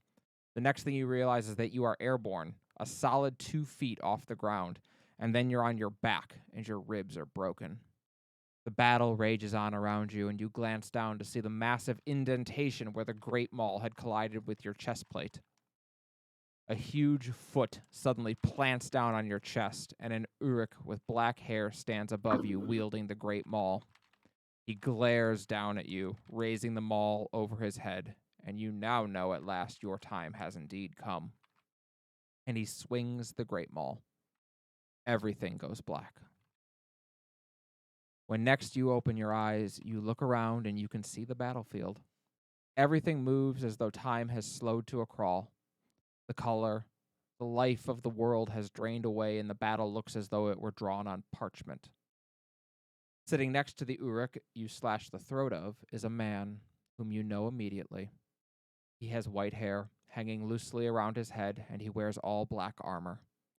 Tears stream down his pale cheeks as he weeps for the fallen man.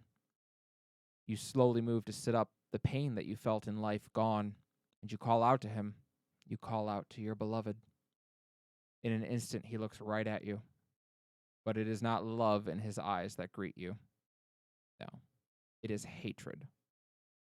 The expression on his face is that of a lover scorned. Sylvie Willow's branch, he laments. Thou hast betrayed me. Your eyes widen in shock, and you plead with him. You would never betray him. You have only ever sought to do his will. You have only ever desired his affection, that his grand mercy be delivered to those in need. Boss stands then, walking towards you. Thou hast never understood my teachings, Sylvie. It was my fondest wish that by whispering to thou names, that by making thou my arbiter in this world, that thou wouldst come to understand the importance of my charge.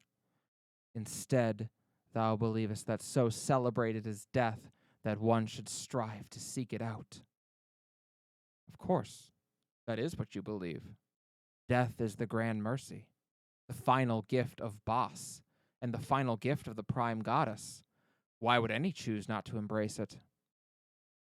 Bos looks at the fallen men on the battlefield.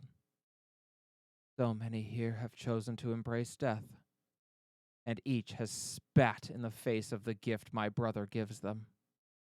Death is the other side of the coin to life. You shake your head. Life is fleeting, ephemeral. It is a distraction from what our existence truly is, to die.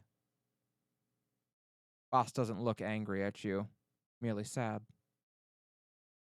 Life is the journey that culminates in death, just as death is the first step towards life anew. And it is the journey that matters, not the destination. For what meaning does death have without life? Guilt wells within you. Such a simple lesson. But when spoken from the lips of a god, it carries a weight far greater than you could have ever fathomed. You are a murderer. You are a killer, a blasphemer, and you betrayed the one you love so. You drop to your knees, looking down. You don't beg forgiveness. You don't deserve it. Yet Bos, like death, is merciful to all. All are granted succor at the end of their time, and that, beyond anything, is why you love him so. He approaches and kneels in front of you. You feel a hand on your chin, lifting your tear-stained face, and you look at him. He speaks. I loved thee, Sylvie Willow's branch, but thou hast betrayed thy purpose. Wouldst thou atone for thy misdeeds? Fresh tears fall then, and you nod. Whatever that may look like, whatever punishment you must face, you will. Then live again, Sylvie Phoenix Feather, and know that when thy spark ignites, ever will it be thy charge to see the dead into their next lives. Ever will it be thy charge to value life anew as thou once so valued only death. And ever will it be thy charge to prepare the dead for their journey to me. Never again will we meet, my beloved. Dost thou accept thine punishment? Your heart shatters in your chest, but you nod. This is the punishment that you are deserving of, and it is the one you accept. And brilliant light consumes you for a moment as your hair turns fiery red. You awaken back on the battlefield and aloft into the air. Radiance shines out in all directions, and the warriors of the battlefield stop fighting to look upon you as your spark ignites. A voice rings out in your mind then. Murderer, betrayer, reborn, savior, hero. I will have need of you in the future. May you ever walk in the light. And you, Sylvie Phoenix Feather, the Red Lady, goddess of rebirth, will ever seek to find those willing to be reborn and to become greater than they once were. While that's happening, Melody, you've awakened and are currently taking your shift with Arya. She is somewhat quiet as she sits by the fire and just seems to think. She glances over at you. You ever been this way before? Only the ones. I have made this trip many times now.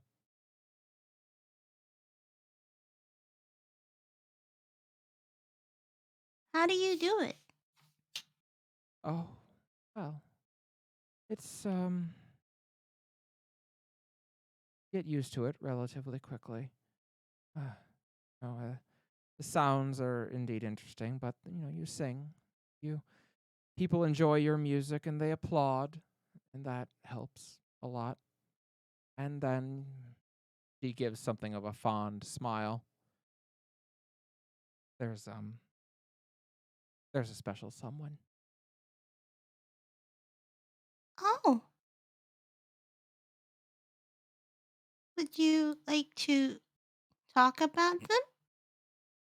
He nods. Name's Grayson. He drives the caravan.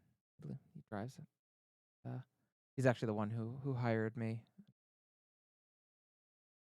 We started. You can only make this trip so many times before you start talking. We fell for each other.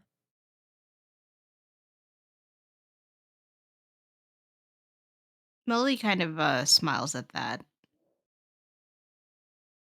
That's beautiful. Mm-hmm. Yeah, She looks at her hand. Does not have a wedding ring on it. You notice as he looks. I think he's gonna ask me soon.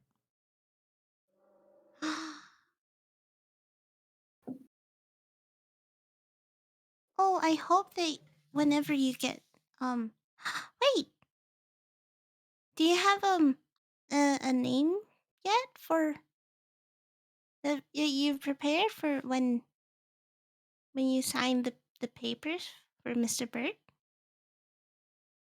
Oh, if I ever, if I ever were so fortunate to have a child, her name would be Cadence. Cadence. Mm. That's beautiful. Mm-hmm. I hope so someday. Oh, if you ever want Cadence to become like a dragonborn, don't forget to put that down. Blinks. There will. was a kid um and he asked if he could be a dragonborn. And I couldn't really tell him because I don't know what his parents put down on Mr. Bird's papers. I see. Al. I had hoped he'd be back to pick me up by now, but probably wasn't able to turn around. The caravan guarantees they'll have you there in 2 days. How it is. But still, it's kind of. I mean, you would have thought that he would have noticed that you weren't there. Yeah.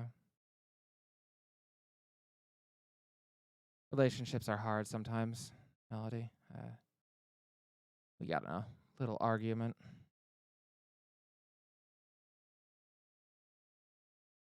What about? If you don't mind my asking. Oh, no. I wanted him to. I hoped he would marry me.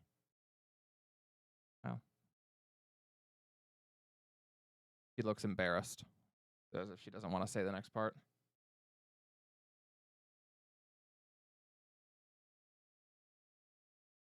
It's okay if you don't want to talk about it. No, he's married. Oh. I know. Terrible. No. I mean, you can't help. You can't help who you fall for. That's not something you can control.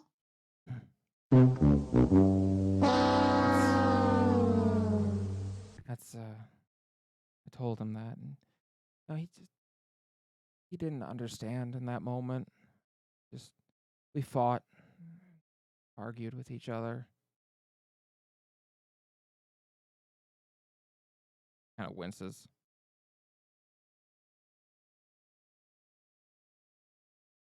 I don't think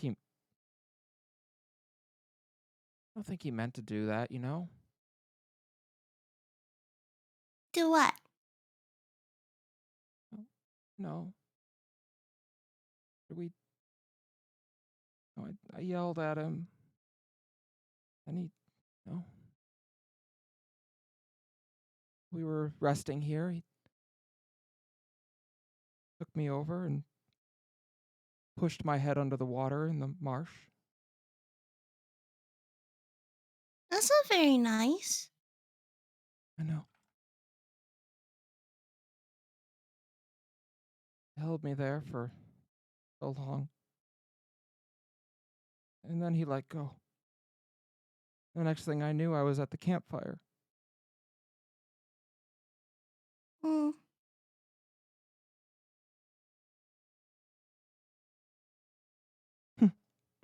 No, they say that anyone who dies in the marsh doesn't get to move on.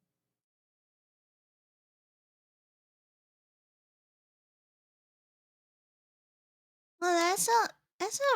I mean, it's not gonna be a problem for you, though, right? No. Then you don't have anything to worry about. I can sing. Mm-hmm. That's what I can do. I can sing. And Melody, as you watch, her you can see now that her lips are still blue and her skin is still pale. And it's starting to decay right in front of you. as her eyes rot out of her head. And then this fleshy form falls away, and standing before you is a specter. And it looks angry. Everyone roll for initiative, and if you're sleeping, do so with disadvantage. Are we gonna just keep this for next time? Yes, we will start Okay. combat next time, but we will roll for advantage now. Okay. You need to open the thing Uh, for us. Yes, I gotta move you over to the right map. Sorry, one second. Varys actually gets to straight roll that. Yeah, Yep, a that straight is straight roll for Cerberus. Yep, the wolf. And To that end, also- the wolf howls right now, and you can all hear it. Nice. Also, I also Varys get a forgot straight roll. that divine sense. And there I will not- forgot divine sense detects undead. That's it like doesn't. one of. You mentioned that. I'm like, okay, it's not a fiend, it's not a fae, it's not a celestial. Great. It's like one of the main things it does is it actually doesn't even detect fae. It detects undead, not Damn fae. it, Robbie. I literally forgot to Could've mention the stopped undead. all You of could have this. nipped this in the goddamn bud. Literally forgot to mention in the forest that we know is full of undead. I was like, is it Oh, a hey, fairy? that one. Jesus. I'm gonna use an inspo for that. Is it a demon? I said. All right. Is everything on there? Turn order is up. I'm adding you guys onto the turn order now. Okay. Tokens 16. are somewhere. Sorry, one That's sec. better. Add turns. There you go. All your turn orders are on You're there. there? Okay, cool. I'm on there twice. What? Yeah, she is on there. Yeah, she is. Weird. Oh, we She will is. go ahead and. It's because I rolled earlier. Oh yeah, she rolled earlier. Cause you got ahead of yourself, Mal. I did. See? I mean, I Six- got a nat 1, so I used an inspo and got a 19. Initiative didn't do. Okay, hold on. I have to roll. You have to again. click on your token before you do it. Yes. No, that wasn't the problem. I clicked disadvantage and it didn't roll with disadvantage. So. Oh, okay. Okay, 7 is what it actually is. Here we go. I'm just double checking that I don't have something that affects my. Hey, roll with advantage Oops, here. that's. I don't even know what I. Caldana, please put your HP at 41, or else I'm gonna have a heart attack. Yes, you obviously have all had plenty of long rests. Actually, my HP's at 51, not 41. That's fine. Mm. Please put Whatever it proper is, amount. fix it. Please fix it, Well, or else I I'm gonna have a heart haven't had attack. I haven't had a To be truth fair, you roll all yet, haven't had your alright? character tokens available to you in a minute. All right, 14 is my initiative. I had to roll it twice Also, to have. that's- Oh no, I yeah. wasn't supposed to roll twice for advantage. I was supposed to just. Anyway, 16 is what I got. Okay, Wait, just no. just fix it on your thing. Wait, how do I? Oh my god. There we go. You think we've never done this before?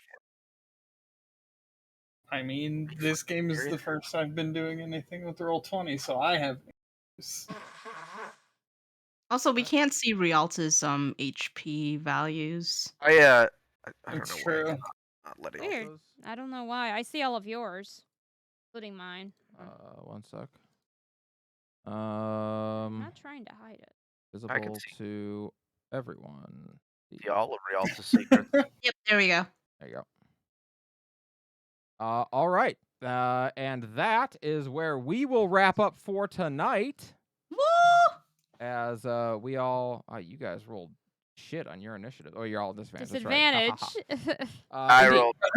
I got 14. Okay. I was gonna say, But you are all awakened by two sounds. One is by a wolf howling, and the other is a unearthly singing. Goddamn banshee. And that is No, where that'd we be will Fae, pick it not up. an undead. As where we'll pick it up next week. Uh, You all enjoyed. Great. Did the bird change, Callie? The bird did change. I'm so sorry. Let me give you that as well. The bird did That's right. change. Here's what you notice, first of all, about the bird. The bird doesn't look so good. The bird looks sick, if you had Oh, you had God. to say. It's Caldana. starting to lose feathers. It's got some bald spots. Some of its feathers are turning black. Oh, it's more. Caldana. Yeah. Never mind. That's right. It's a phoenix. You Doing poisoned your phoenix phoenix, things. dude. But I was immediately going to blame your poor choices. I think you made your phoenix sick. I mean, you may still get to blame her poor choices. All Why'd right, you let me- demonify your phoenix? Don't do that. Where is your tattoo? But you do indeed get the stage 2 benefits of the tattoo. The phoenix looks sickly and is now radiating necromantic energies. While raging, your attacks deal an additional 1d8 necrotic damage, and you may increase your AC by 1. Hot damn. Oh, you get AC bonus and rage. That's nice.